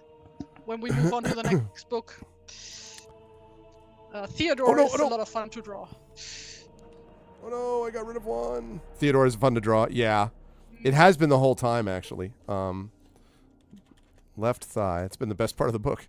Thigh. He's not even in the book, technically. Upper leg. Yes, you have seen you have seen the purpose of my claim. Okay. I see. Here we go. All right, so we've moved it around. I can drag the empty one down. Yeah, I know, but... Okay, so now, left shoulder and upper arm, right shoulder and upper arm, right elbow and lower arm, left thigh and upper leg, right thigh and upper leg, right knee and lower leg, or left knee and lower leg. You can do it!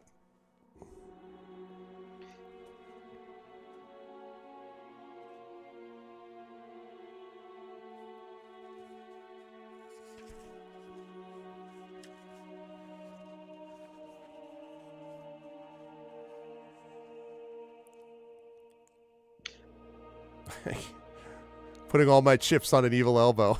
That's true. What happens if it's not the elbow, Sanguine? At that point, I don't know, man. At that point. Effect Life is convinced by the argument. You know, you're right. We should put all our chips on an evil elbow. Bone chips in the evil elbow. Making it impossible for him to...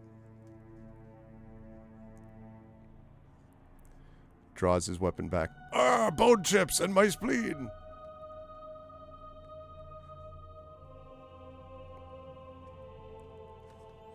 All right, last call. Ah, Silver Monkey's like, wait a minute, though. Let's not forget about the right thigh and the upper leg. You may say right elbow and lower arm, but the right thigh and the upper leg looks much more evil to me. Like, what are we even talking about? There must have been, like, I was looking, was there a note where someone was like, you must attack the blah, blah, blah part of his body? Like, why on earth? Like, you can't trust those people with their right thighs. Listen, know what I'm saying?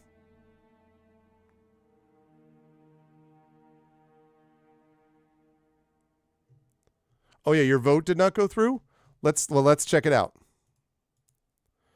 That's true. Effect Life, Sanguine Haze, and Trivity Mats voted for the right elbow and lower arm. Big Boss, Dark Steel Spork, and Silver Monkey have voted for the right thigh and upper leg. Oh, chat is divided between the elbow and arm and the thigh and upper leg divided is what I'm saying. All right, we need someone to break this tie, chat. Right elbow, lower arm, or right thigh and upper leg. Good times, good times.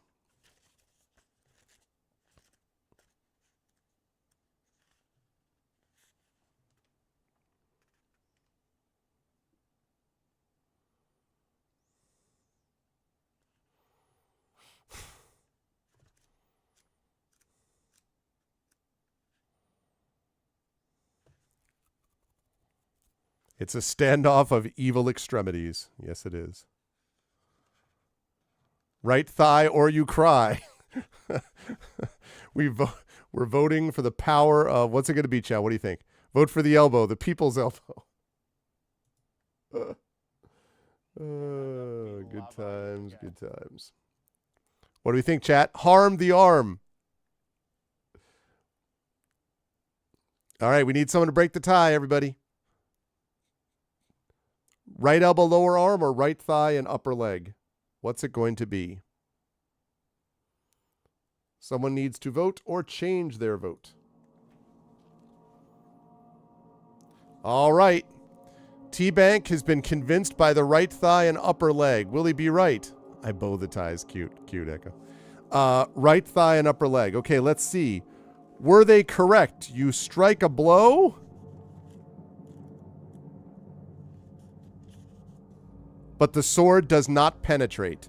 Deduct a stamina point. Dun, dun, dun. Oh, man.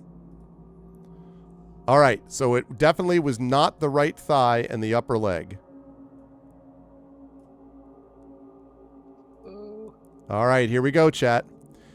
So, is it the left shoulder and upper arm, right shoulder and upper arm, right elbow and lower arm, left thigh and upper leg? Are we going to get any love for the knees? No one's done anything with the knees yet. Right knee and up and lower leg, or the left knee and lower leg? We're going to get any knee love here. Knee love? Well, actually, wait. It's supposed to be this organized. It's supposed to be organized like that. Left shoulder, right shoulder. Should be right elbow. Yeah, left thigh. Left knee and right knee. Yeah, there we go. Are we going to get any love for the left knee or the right knee? Right now we're looking at the right elbow and the lower arm.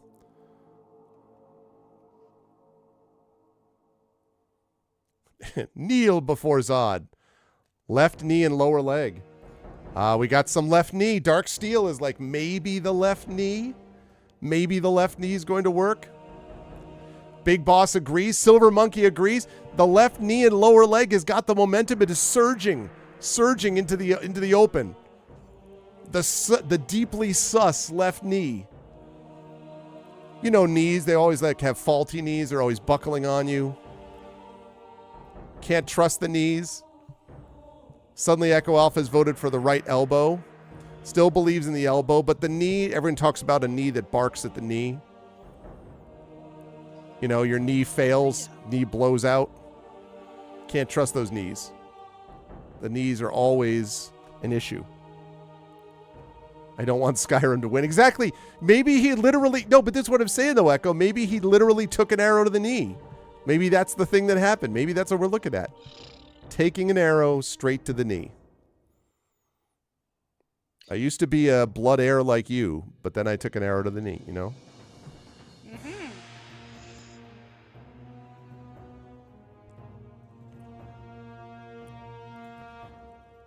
All right, so I think I last called this. Oh, no, I didn't. I did already last call this. All right, going once. Going twice. Okay, right elbow and lower arm, you say. Well, let's see what they have to say. That says to go here, which then says to go here. You strike, but, stop me if you've heard this before, the sword does not penetrate. Deduct a stamina point. Dun, dun, dun. It was not the elbow. The elbow has defied you again. So now the question is, now that chat, we had some support for the knee. Are we going back to the knee? Because we did not get any knee. We got not enough knee love this time. We're also almost out of stamina, by the way. And we're out of provisions too. So I guess we could try to drink some fuel, but left knee and lower leg. We had some knees in there. We had the left knee was the previous one. The left knee was the previous one that got a lot of love. But we did not get enough love for it to be chosen. Instead, the elbow took it away. So how much cat power do we have left to use? That's the problem. We can't use the cat in here. It said when we entered the place that we weren't allowed to use this. Of course. Yep. Naturally. Well, you know, the book had been super easy before that, so... Wait. You attack the right thigh again. There is no right thigh. Can't do it. Right. I do want to point out, by the way, I'm just saying, Effect Life and Sanguine Haze have voted for the left knee. To be clear, Effect Life solved the puzzle that got us into the tunnel, and Sanguine Haze has voted, up until this point, correctly on the mirror images every time. So I'm just saying, I don't know because I haven't looked at them, but I would be tempted to go with Sanguine Haze because he's demonstrated, right? I'm just saying. If we're basing this on, you know, the trust for the voters. You know what I'm saying? That's, again, I haven't looked at them, but I'm just saying if that's me and I look and I go, well, Effect Life and Sanguine have been on this, you know?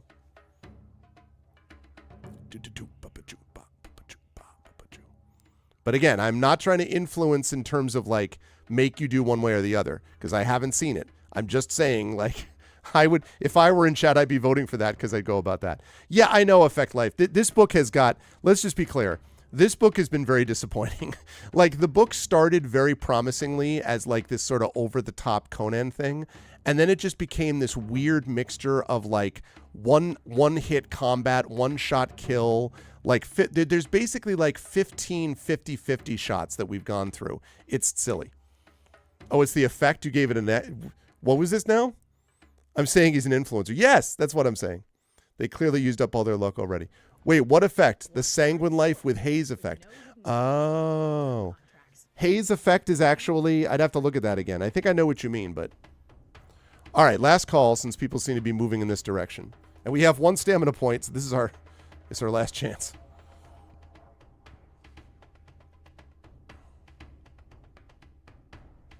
I see. 2 combos, yeah. Okay, I see. So both of them. All right, let's see, chat. Left knee and lower leg. Were Effect Life and Sanguine Haze, did they lead us to victory? It says... Ooh, I got a picture for this. Hold on a second. Also, let me get rid of that. I got a picture for this. Let me show you before I tell you whether you succeeded.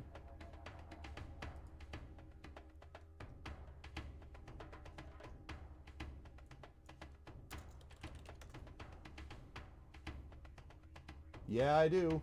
Haha. Okay. Perfect. Open the image. Nice. Here we go. Okay, I'm going to show you this picture, and you'll see whether we succeeded or not.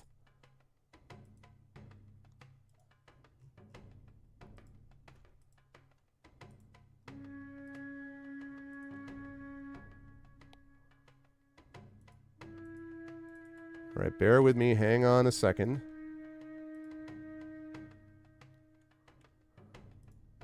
Want to make sure that I build the tension as much as possible.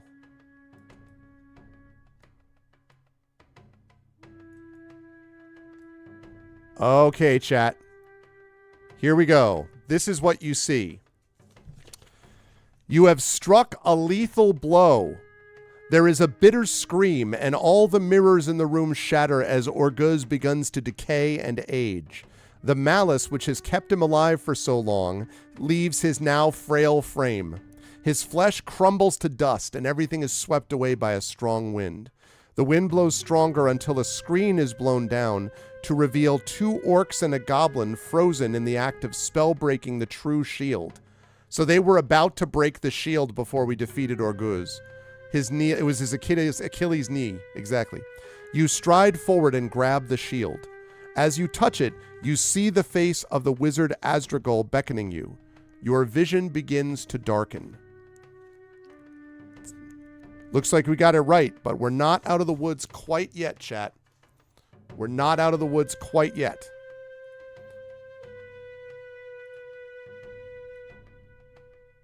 Okay, let's see.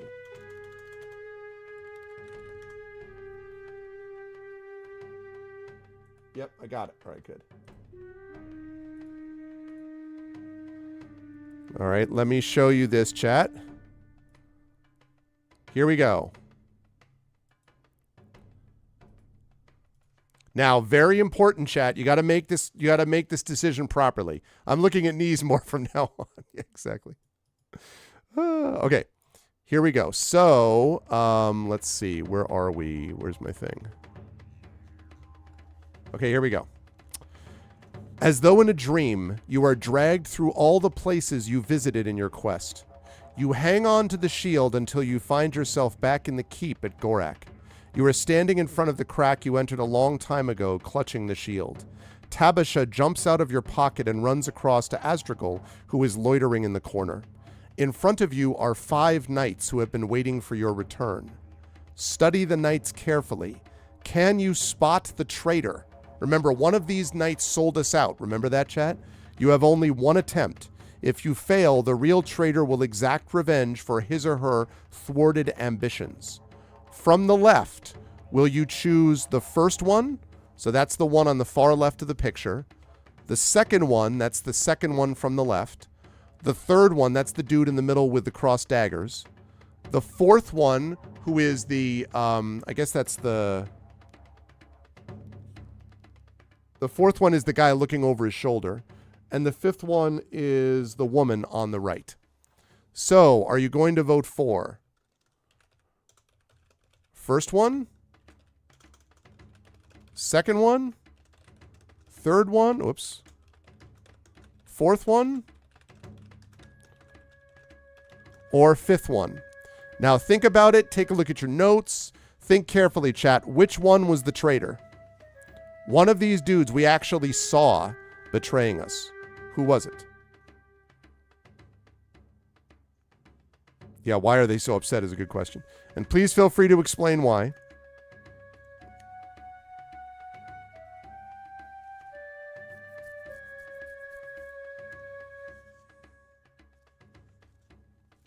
And that's a good question. I think they're more shocked to see us than anything else, Drifford.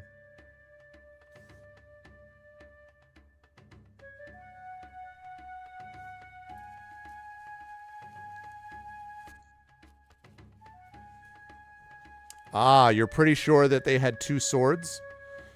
Yeah, I think it is true that we saw the armor of this thing. He had a mask on, or a helmet or something, but we saw the armor.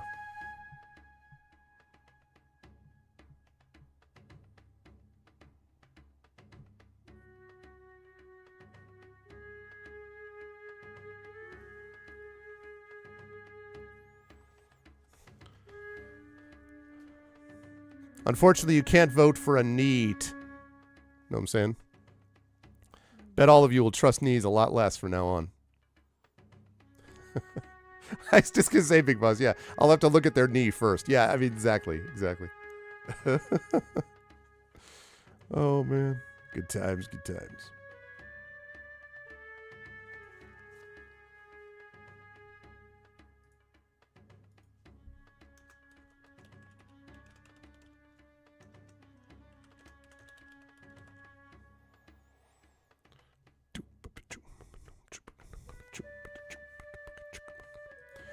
All right, so we have 2 votes for the third one. I'm going to last call this. Big Boss has gone along with it. Darksteel Spork has gone along with it.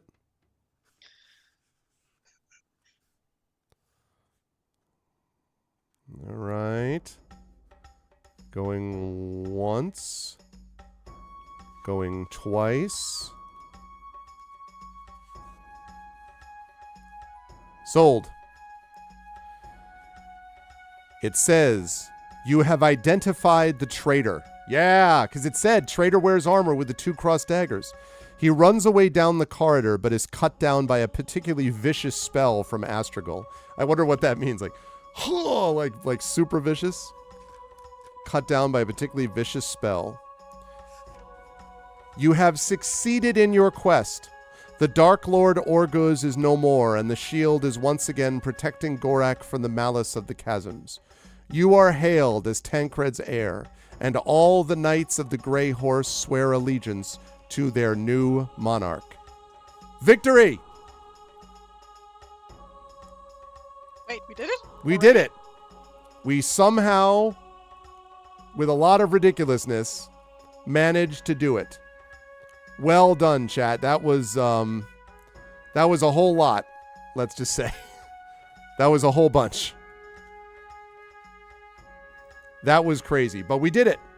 We have successfully defeated Chasms of Malice. We only died twice. The thing that really helped in the end was the big thing that helped us, honestly, was this Spell of Life, which I don't remember where we got it from. We only beat one of these Kudam. So technically, we would have had, I mean, I don't know how we defeat him without the Spell of Life, but to me, it does not say use to win any combat and you can only use this once. It doesn't say that. So to me, if you're going to do, like, throw as much crap as it did throw at us, right, which was just constant, like, never-ending one-shot, 50-50 calls, coin flips, constant, like, terrible monsters you had to defeat or whatever, then take away our main mechanic of Tabasha, the Bazook, for, like, the last third of the game. If you're going to do all that, and by the way, notice that we never got anything except the sword we started with, the armor, and the backpack. The only thing we got during the game literally were provisions and 1 fuel. And the provisions are the things that we got mostly because of Tabasha. So, like, we had nothing basically through this whole thing.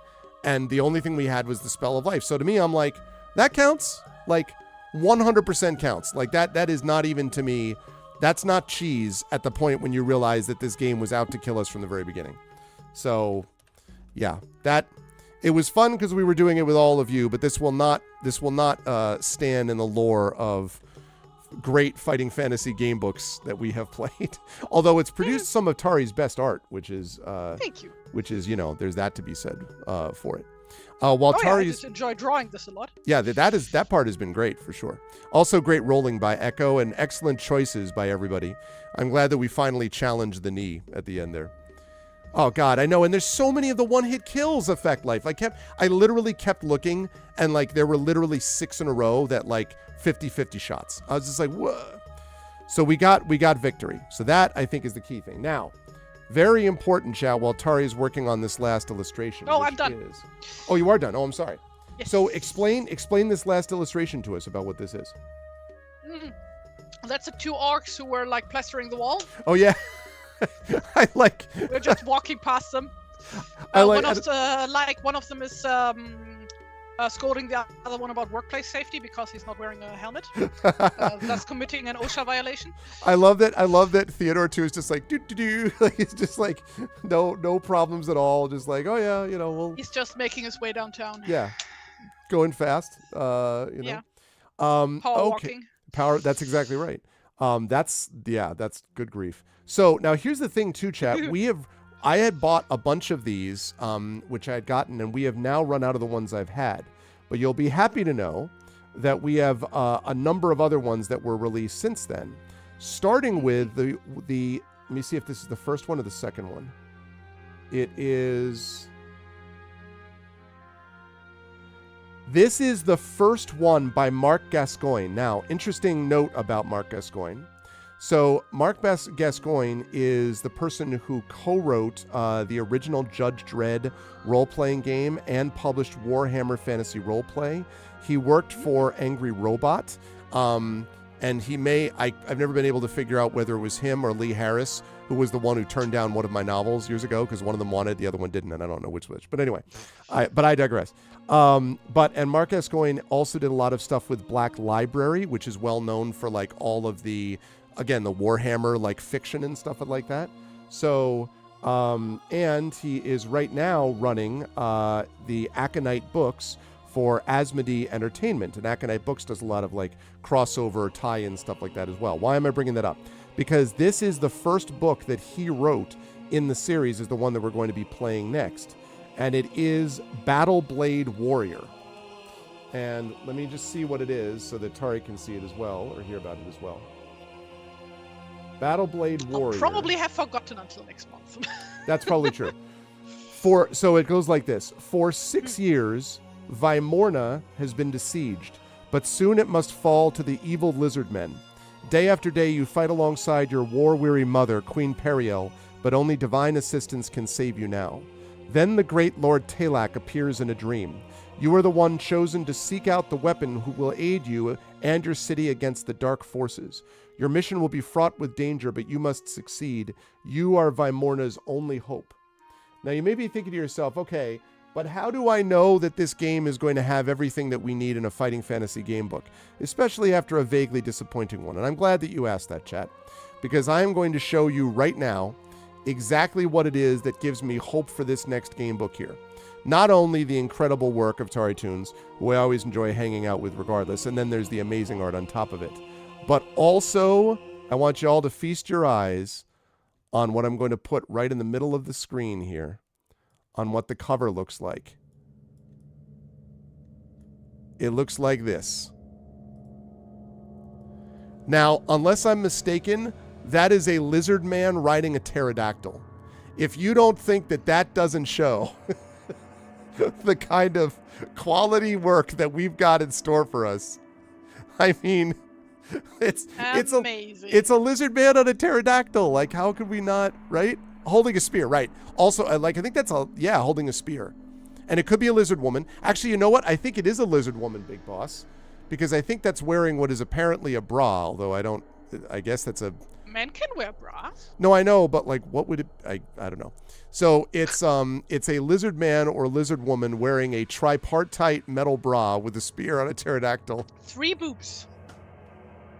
In a 2x1 configuration. Is this a 3-breast lizard? Yes.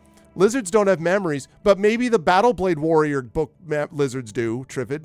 You know what I'm saying? Somehow? Where they shoot their lasers from. Exactly.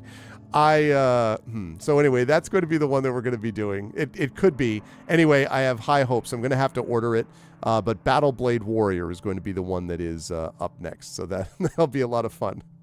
I'm really intrigued about that. Watch, that'll be the best part. That'll be a bunch of 50-50 shots again. But no, Mark Gascoigne is a good writer and well-known editor, so that's got to count for something. All right, so let's talk about the amazing art that we got from TariToons, and this is going to summarize the entire run of the work from the beginning when we first started with Theodore the Terrific. So, right. In that case, I'm going to start from the very beginning with our first warm-up sketch of just Fifi while we were setting up everything. You know. And Silver and Monkey. Didn't know what was happening yet. Yep, and if Silver Monkey, if you're in chat right now, if you use some of those emotes, a lot of them are based on this bird that you see right here, which is Fifi, which is our sort of resident mascot bird in the channel. So you can check out a bunch of our emotes use Fifi in some capacity. All right, so that was the warm-up one that we did way back in the day. Then our character introduction. Theodore the Terrific and Tabasha. That's them, the heroes, the one and only. The assistant chef who became the one who saved us all. Then we went through like a cavern system and ran into some dark elf dude, I think, at a ledge. Yep. Like a stone bridge. That was the first of our many one... I'm not going to let you pass. Yep, the first of many one-hit combats right there. Yes. Very good one. I love the shining sword, by the way. The sword right. I effect. completely forgot we had that. Yep. The gleaming sword. Good Oh, stuff. I skipped that one. That was a canned idea. Yeah, then... Oh, that was the bird that came out of the ground, right? It was like the shadow yeah, bird like a something. four-legged bird something creature. Yeah. This is where I was still feeling good about the book. I'm like, oh, this is all pretty good. Up to this point. Then it started to go a little bit south. Then we met the Sneefsnoffer. Yeah, the tail spiker, who's really sad and sorry he has to hurt you, but his tail is evil. His teeth also. Well, yeah.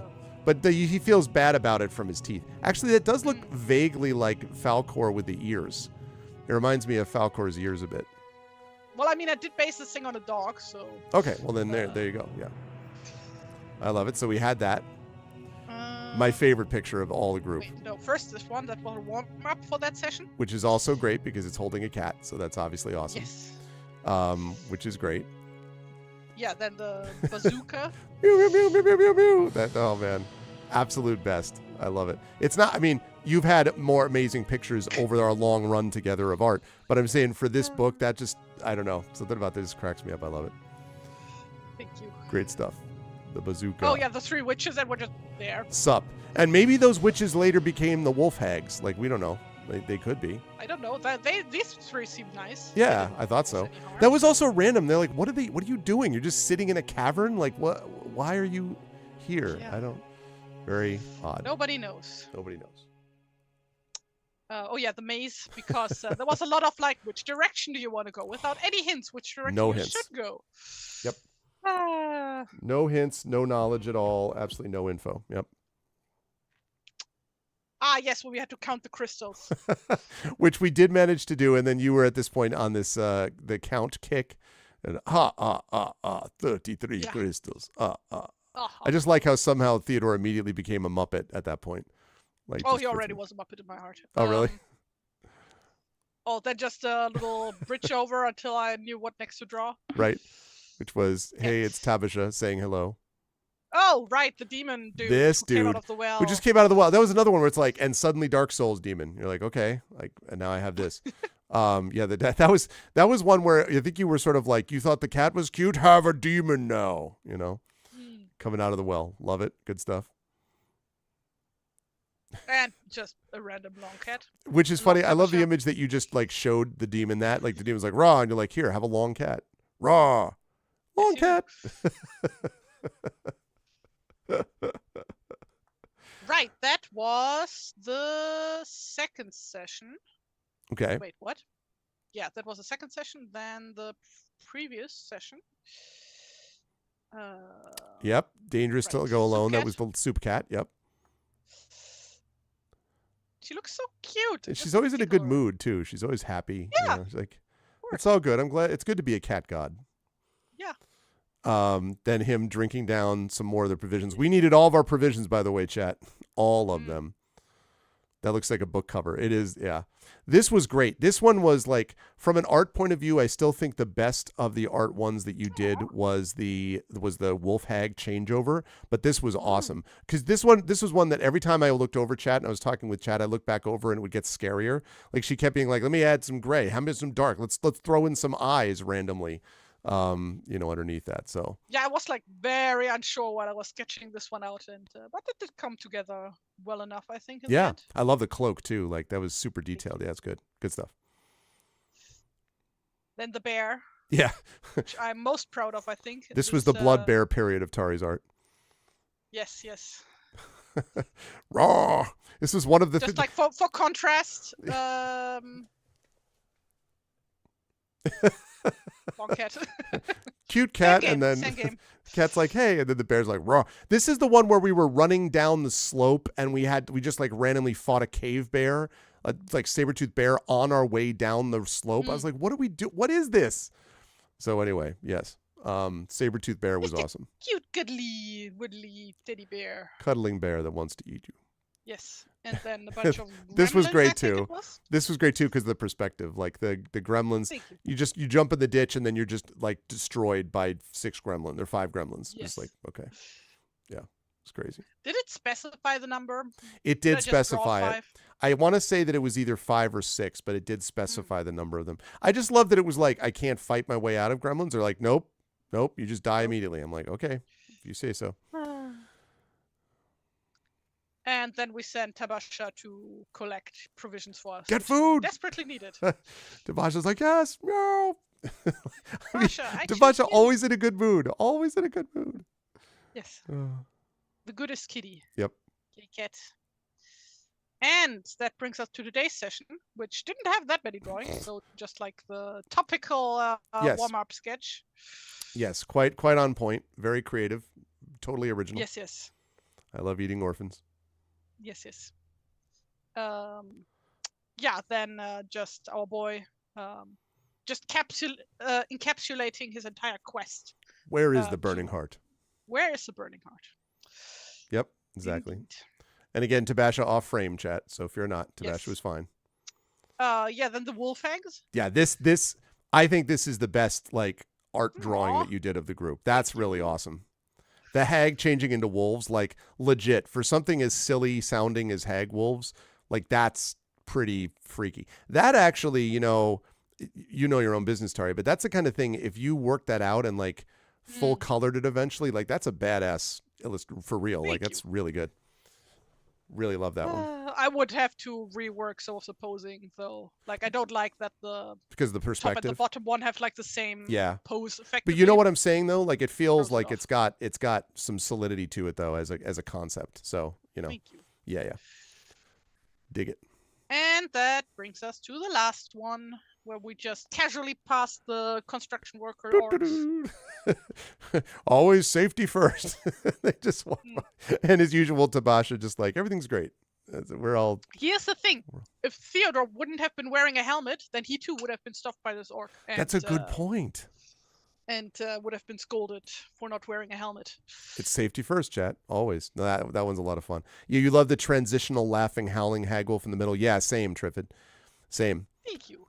I love all of that. That was really good. That was some very good art that we got out of that book. Book was disappointing, but chat was not disappointing, and the art is never disappointing, obviously. So, how'd you feel, Tari? Do you have a favorite of these? I know we've done so many. Do you have any of these that you're like a couple of these books stand out to you about? Like I really liked. Books? Yeah. Do you like in terms of the art that you were able to do for them? Oh, just in terms of God, like we've been doing this for a while. Yeah, now, a long so, time. I just wondered if there was any of your art that stood out that you're like, I was thinking about the one in the chamber, the cavern with the huge, like, that was like a huge giant worm or something. And then like the little, you had it like very that was small. like one of the first books we did. Yes. That was the like giant monster in the cave, where it was like in the book it was like basically meant to be like maybe the size of a horse or something. Right. And then I just drew it like the size of like a titan. a skyscraper. Yeah. I'm gonna see if I can find that one. That's gonna take a minute. So I really think so. It would be really cool, Tari, at some point if you could do I get they probably wouldn't allow it, but I'm thinking like the art of fighting fantasy. I couldn't slap the name on No, there. I like, know. I didn't copy any of the designs, so That's true. So it'd just be the art of the art of Gamebook illustration or something. Like I'm like no joke. I feel like something like that would be very cool as a like I don't know, like a concept book, because you've got to have now. Jeez. Oh, it's like a lot. 100 at like least drawings, right? More than 10 books by now. Definitely. We started around 19 or 20, and we've done 10 of those, plus we did a couple Lone Wolves, plus we did the Sagard ones, plus we did a Sherlock Holmes one. Like, we've done like almost 20 books. We must have done almost 20. Let me... Oh, I can just move it in here.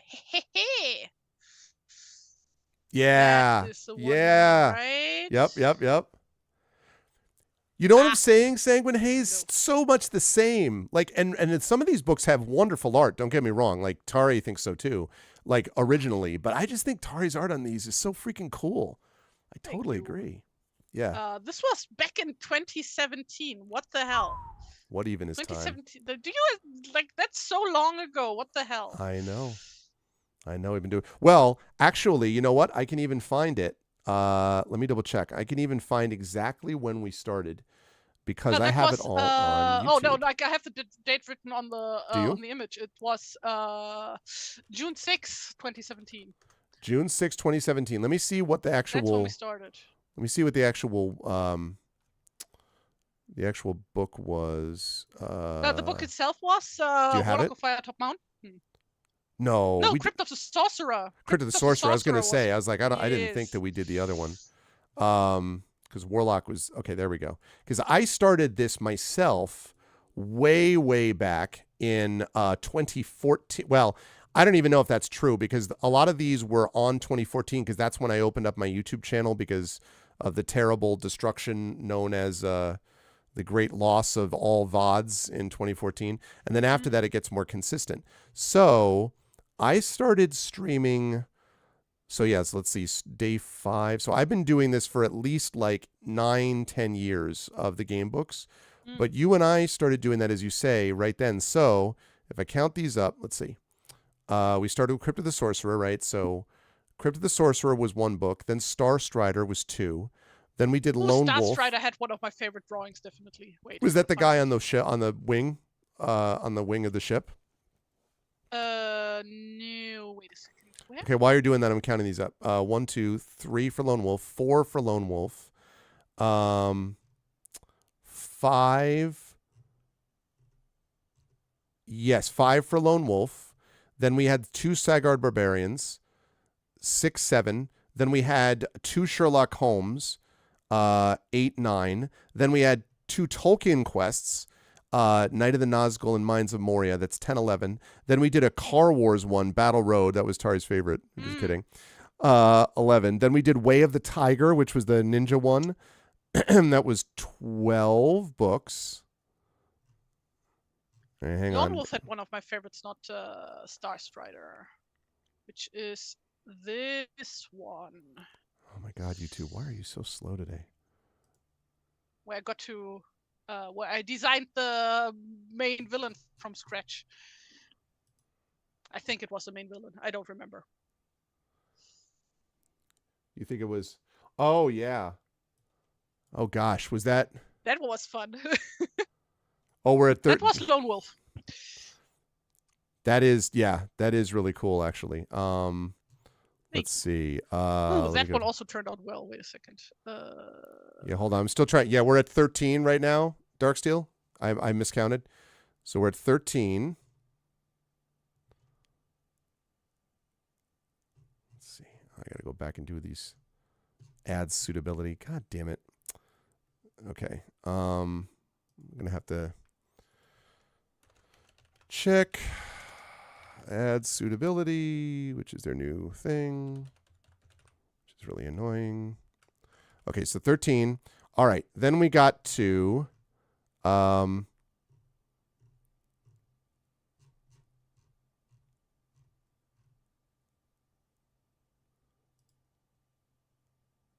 this was also fun to draw.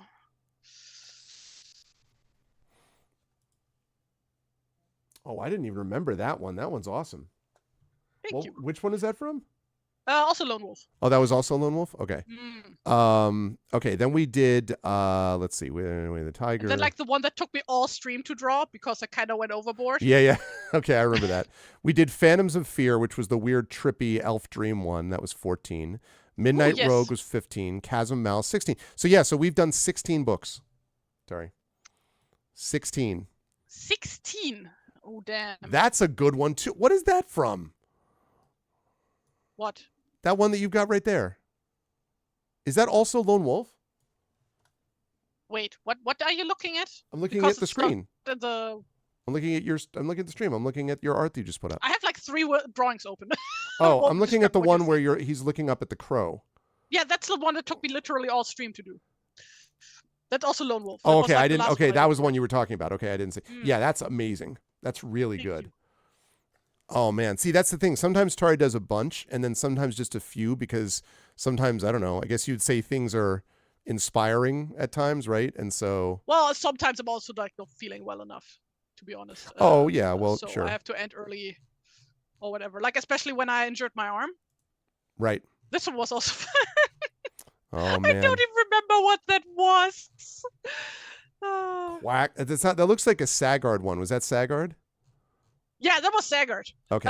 But like I don't remember what the creature was. I think in the book it was just a crocodile or something, like a crocodile monster. And I wanted to give it my own spin. I see. Okay, we are going to. Wow. Interesting. There are a bunch of these. Sagard was not that much fun to draw, to be honest, because of the character design I came up for our hero. Like that one had like way too many details, and was just wonky all the time. Just looking at these again makes me like, no.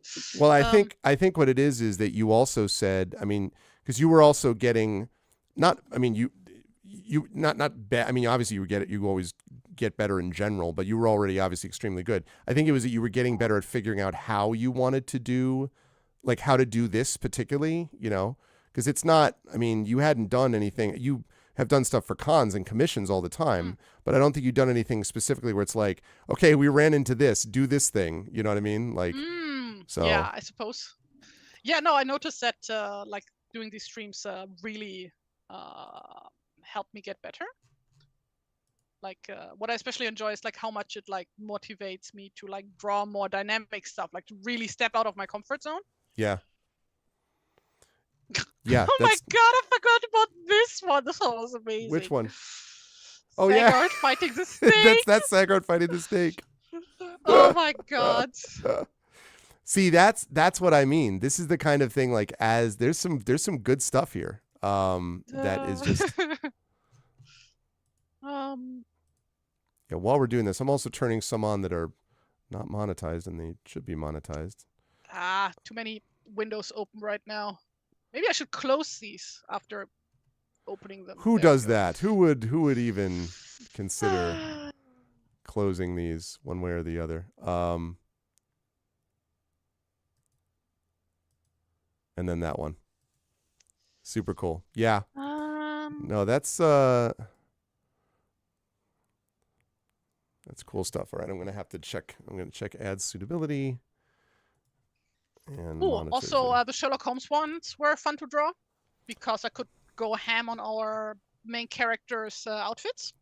So, for example, yeah, that's right. I remember you being super excited when you were like, "Oh, we get to do that." Yeah, like, ooh, Victorian. Oh, that's right. And this is the one where because we made her this person that's like constantly frustrated that nobody listens to her the way they should, and then like she's way more competent than any of the people around. Yeah, that's right. This letter is utterly useless. That's right. I forgot about that. Oh my god, the Sherlock Holmes ones. Oh god, when I just sometimes when I just do memes for reasons. Which meme was this though? Oh, this is the scene from the Emperor's New Groove. Oh, that's right. Where they like do the chase. Yep. And like nothing checks out, and the characters are like lampshading it. Yep. So then Kronk just like does the whole thing. Oh, I love that movie. It also another one. I don't remember what this was in reference to, but just like the doing calculations thing. Oh, I know what that was. That was referencing that's referencing. Well, you know what the meme is from, though, right? Yeah, no, but I like the scene that that happened. I think it was there was this weird like calculation thing that her skill was not particularly good at because we had made her good about other stuff. So it was just very like because we had specialized her in a certain way. Doing this with Iron Sworn would generate some cool images. Well, yeah, I mean, like, as you folks are going to see next week, Tari is going to be playing with us next week for Beowulf. She did all of the overlay work and just about all of the character work. Like some of the character stuff is taken from the Beowulf art, like in some of the, like the reference pictures, some of the landscapes, like that stuff comes from the art, from the actual book itself. And we have permission to do that from Handiwork Games. But a lot of the art for the character work and the overlays comes directly from Tari.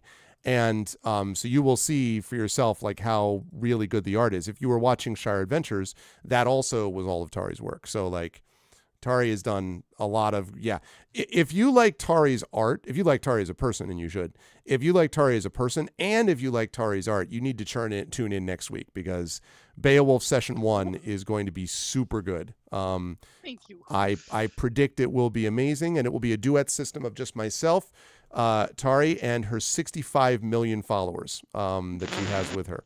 I'm kidding, not followers, but compared to Tren, who has like 2, she has many more than that. But no, it's going to be a really good time, and you will definitely want to be here for that. Oh, and so that's the Aragorn meme, but that wasn't the actual thing, right? That was that was like for the first Lord of the Rings one we did, like something Moria. Oh, that's no, the Moria was the second one. No, The you're first right. one It was Night of the Nazgul, uh, and you're right. It is, you do meet Strider in that. That's right, Night of the Nazgul.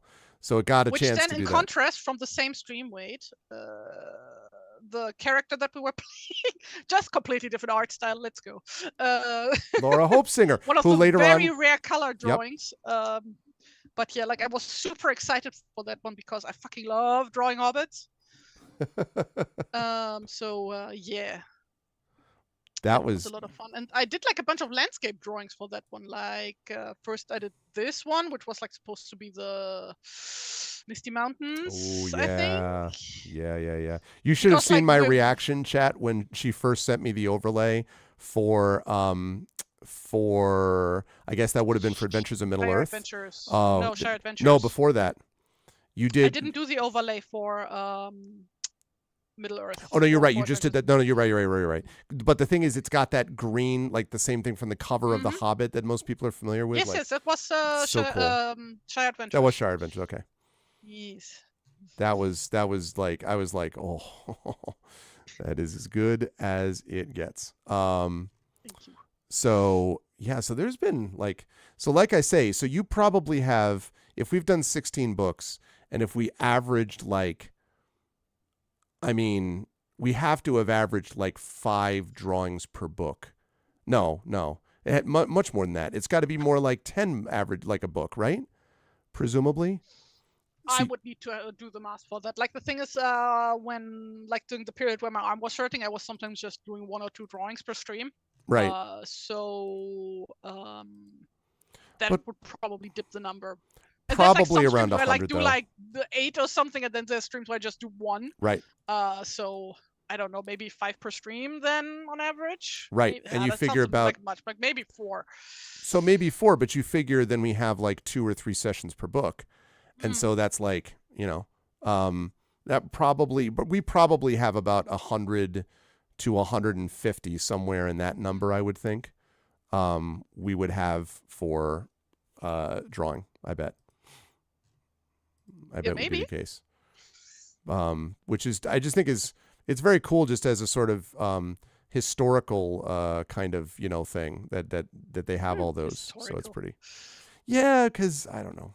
I just think this work has been, it's very cool for me to watch.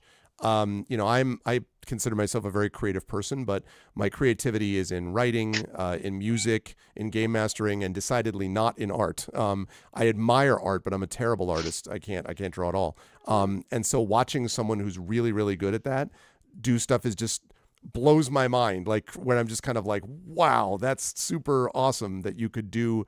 You came up with that out of your head and then put it on a page, and it looks like what you. Whereas whatever I put anything on a head, just from my head on a page, just looks like a peanut. Like that's basically the only thing I can draw. Aw, thank you. So anyway. So here's like the ways that I like to torture you during stream. Mm-hmm.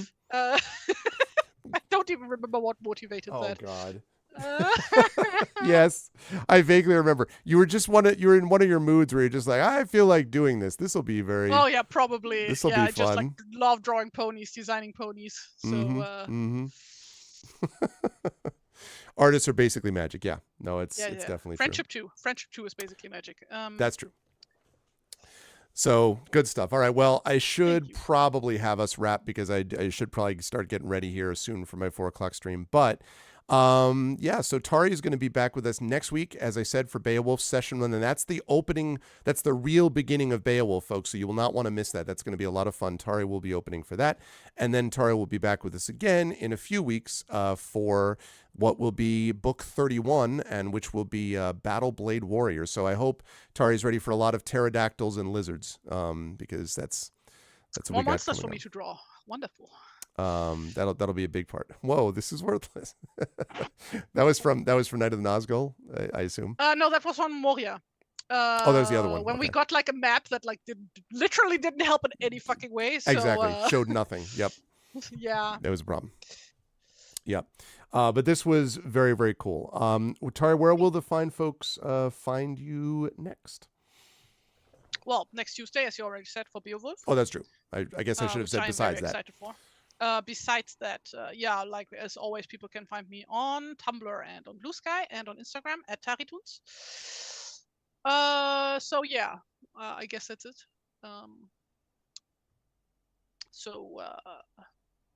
Yeah, go follow me there. I'll probably go sit down one of these days and like export all the drawings from this past book that we did and post those to social media. That would be awesome.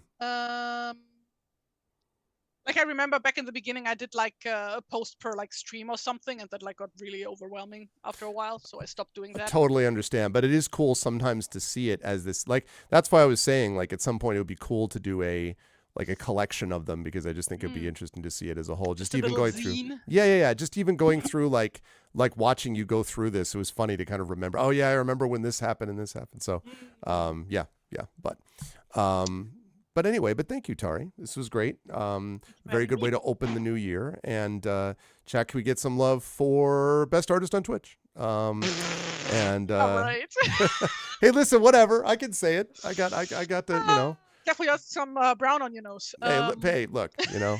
I don't, you know, watch people do this for hours every month. Any other artist, you know. Yeah. Okay. So. Fair. So it's a whole different thing. Of course. But yeah, much love for Tari. Tari, we will see you here next week for Beowulf. Yes. And thank you. Thank you for having me. Bye-bye. Au revoir. Bye-bye. Sayonara. All right.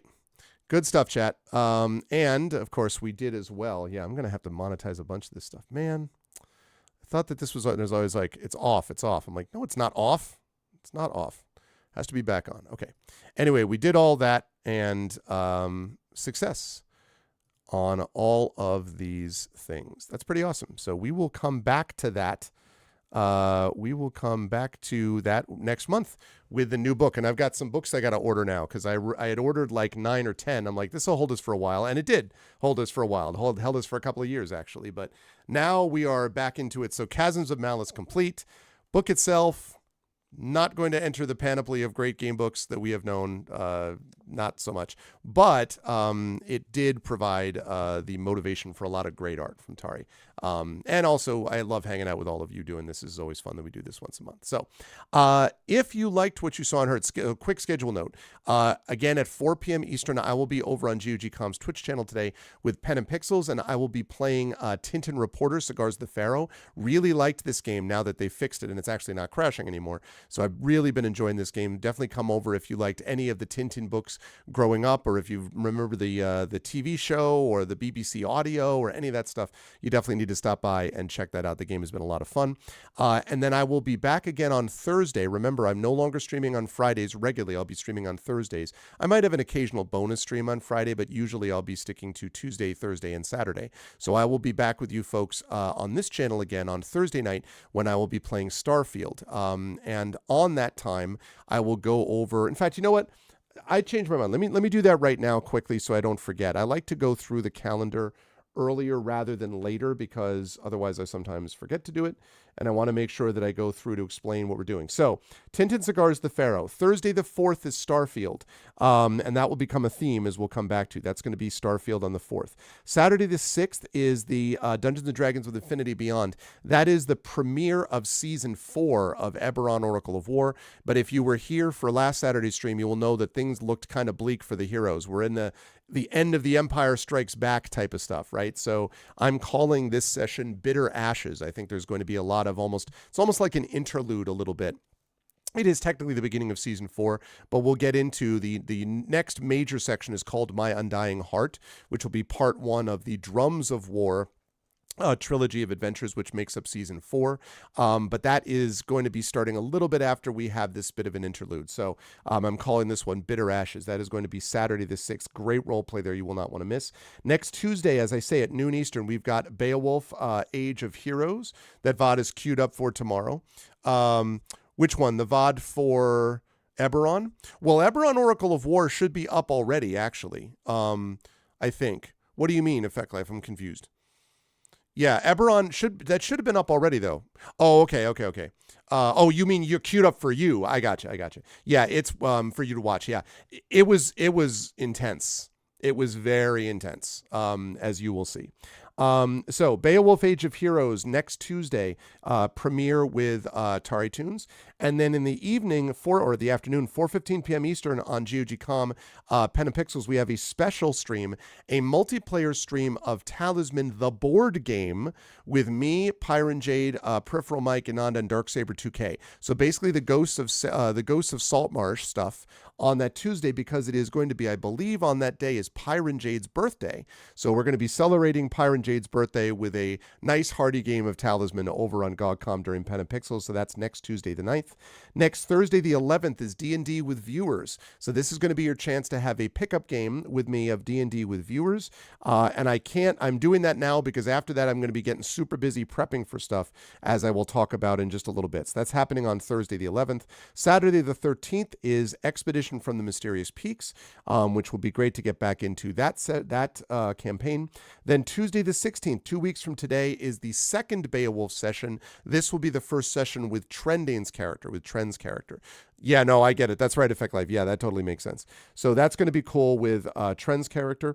That is going to be happening on the 16th. And then at 4:15 p.m. Eastern will be Pen and Pixels Talisman Adventures. So that's the tabletop game. We are moving in towards the end game. We're in the final stages of that campaign, after which we'll just be doing Ghosts of Saltmarsh over on GOG.com's Twitch channel. But Talisman Adventures is happening Tuesday the 16th. Thursday the 18th is more Starfield, and again, I'll come back to that. Saturday the 20th. Now, this is a little tentative. This and Expedition, the 3 Saturdays, 13th, 20th, and 27th, are a little tentative. I think that what we're doing is Expedition on the 13th, Eberron on the 20th, and Expedition on the 27th, but it's partially dependent on what I hear from the Expedition folks, so it's a little bit up in the air, so you'll have to bear with us as we do this. I do know that this coming Saturday, the 6th, is going to be more Eberron, so I do know that for sure. Okay, 23rd, Tuesday the 23rd will be Starfield. That will also be the final vote for the Patreon Fueled Chat Chosen Game of the Month, because we have 5 Tuesdays this month, so that's why. And then 4:15 p.m. Eastern, we have D&D with GOG again over on GOG.com's Twitch channel with Ghosts of Saltmarsh. That'll be on the 23rd. Wednesday the 24th is the premiere of Community D&D Shadows, which is going to be the Shadow Crew with the amazing Waterdeep Dragon Heist. You'll definitely want to be here for that. That premieres on Wednesday the 9th. The Wednesday the 24th at 9 p.m. Thursday the 25th is more Starfield. So we have a lot of Starfields coming on Thursday. Friday the 26th, which I'm going to enter in a little bit, is going to be D&D, the live event from the Klein. I'll have it streamed of D&D. If you're in the area, please do come to it. It's free to attend. There's going to be a little mini con beforehand and all this stuff, so it'll be fun. You should definitely stop by. That is going to be there with Claire CSE Cooney, with Carlos Hernandez, with Zach Clay, with Brandon Crilly, and with Adam Petrosino. So basically everyone we had for last year's Klein event, minus Rob, who can't make it for this one. So Brandon is going to be stepping in instead. So that's going to be good times. I'm very excited about that. Yeah, that's my guess as well, Triffid, but I'm just not 100% sure, but that's my guess as well. So anyway, that's happening Friday the 26th. Saturday the 27th is going to be Expedition, I hope, because Zach is going to be out here with us. So I'm hoping that's when that happens. That's what we're looking at for that. Then Tuesday the 30th is going to be the Patreon Field Chat Chosen Game of the Month. So that's 4 weeks from now. And more Tintin Cigars of the Pharaoh 4 weeks from now. Thursday, February 1st will be Starfield. And then that's the end of the month. January will be the end of that. February we'll know more of, obviously, in a few weeks. I do want to mention that probably that weekend, but we'll get it confirmed for sure, is going to be the in-person album release for Exodus, for the Rhodes album. We did a virtual release release on this channel, which was a lot of fun. I really enjoyed that. But we're going to be doing an in-person one at the Lily Pad up in Boston. We've got a gig up there, which is going to be great. And that'll have been our first live gig in about a little over a year because of a variety of things that have gone on. So I'm very excited for that. That's going to be a good time. And then the week after that is going to be Boscone, and I will be out there doing live stuff. But I'll have my Steam Deck and my mobile setup and everything else. I did notice, by the way, the Pittsburgh Steelers are fighting for their playoff lives. They have a shot. They have to win this coming week. But if they win, and if another team loses, then the Steelers will be in. But anyway, that's my favorite football team. And T.J. Watt, who's their best defensive player, one of the best defensive players in the league, was photographed carrying a Steam Deck. So I am in good company. I am not the only one who takes my Steam Deck when I actually travel. So that's what we've got. So what it really is going to work into is most of months now, Tuesdays are going to be either Gamebook illustration, Beowulf sessions, game sessions, tabletop sessions, or the Patreon Fueled Chat Chosen Game of the Month most Tuesdays of the month. Going forward, most Thursdays are going to be saved for the main video game that we're playing, which right now is Starfield, but that will change after Starfield. We have some other games sort of on the docket, and there's other things that we're thinking about. So that's going to be most Thursdays. And then most Saturdays are going to be saved for our main sort of flagship tabletop campaigns, which will be either Expedition of the Mysterious Peaks or Eberron, Oracle of War. That'll be most Saturdays. There will obviously be some alterations and changes in how this works. There will be some times where things will be, that's why we schedule on a month-by-month basis. We will have D&D with viewers in there. We will have some other stuff going on. We have, starting this month, my Gen GMs show, which is my recorded YouTube show on DMing and GMing with Zach Clay. That is launching officially this month, in the middle of the month. In fact, we think our first short is going to go live on Monday the 15th. So you'll have a chance to see that. So I'll talk much more about that when we get there. That's not being done, though, technically on this channel. That is recorded and on a separate YouTube channel. But obviously, I'm going to be talking about it quite a bit on this channel as well, because Zach and I are both excited about it as a project. So that's going to be up there as well. So we've got more content coming up, and we have a lot of new stuff launching this month. If you count Session 1 of Beowulf, then we're talking Beowulf is launching, Community D&D is launching, Gen GMs, that new show is launching, plus new seasons and things like that for existing campaigns like Eberron. So a lot of good stuff. I am very excited about what the new year will bring, and I did want to go through that schedule just a bit because I thought I would do that while we had the chance to do so. So that is, give me just one second here. Okay, writing 2 notes for myself.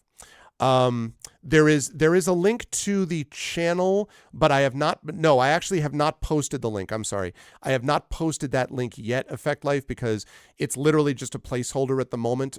We have logos on the way, which are going to be uploaded, and then we're going to have a Twitter and a Blue Sky account, and a TikTok account as well. We are going to have the shorts are going to be going live on the 15th. So my guess is that next week is when we want to have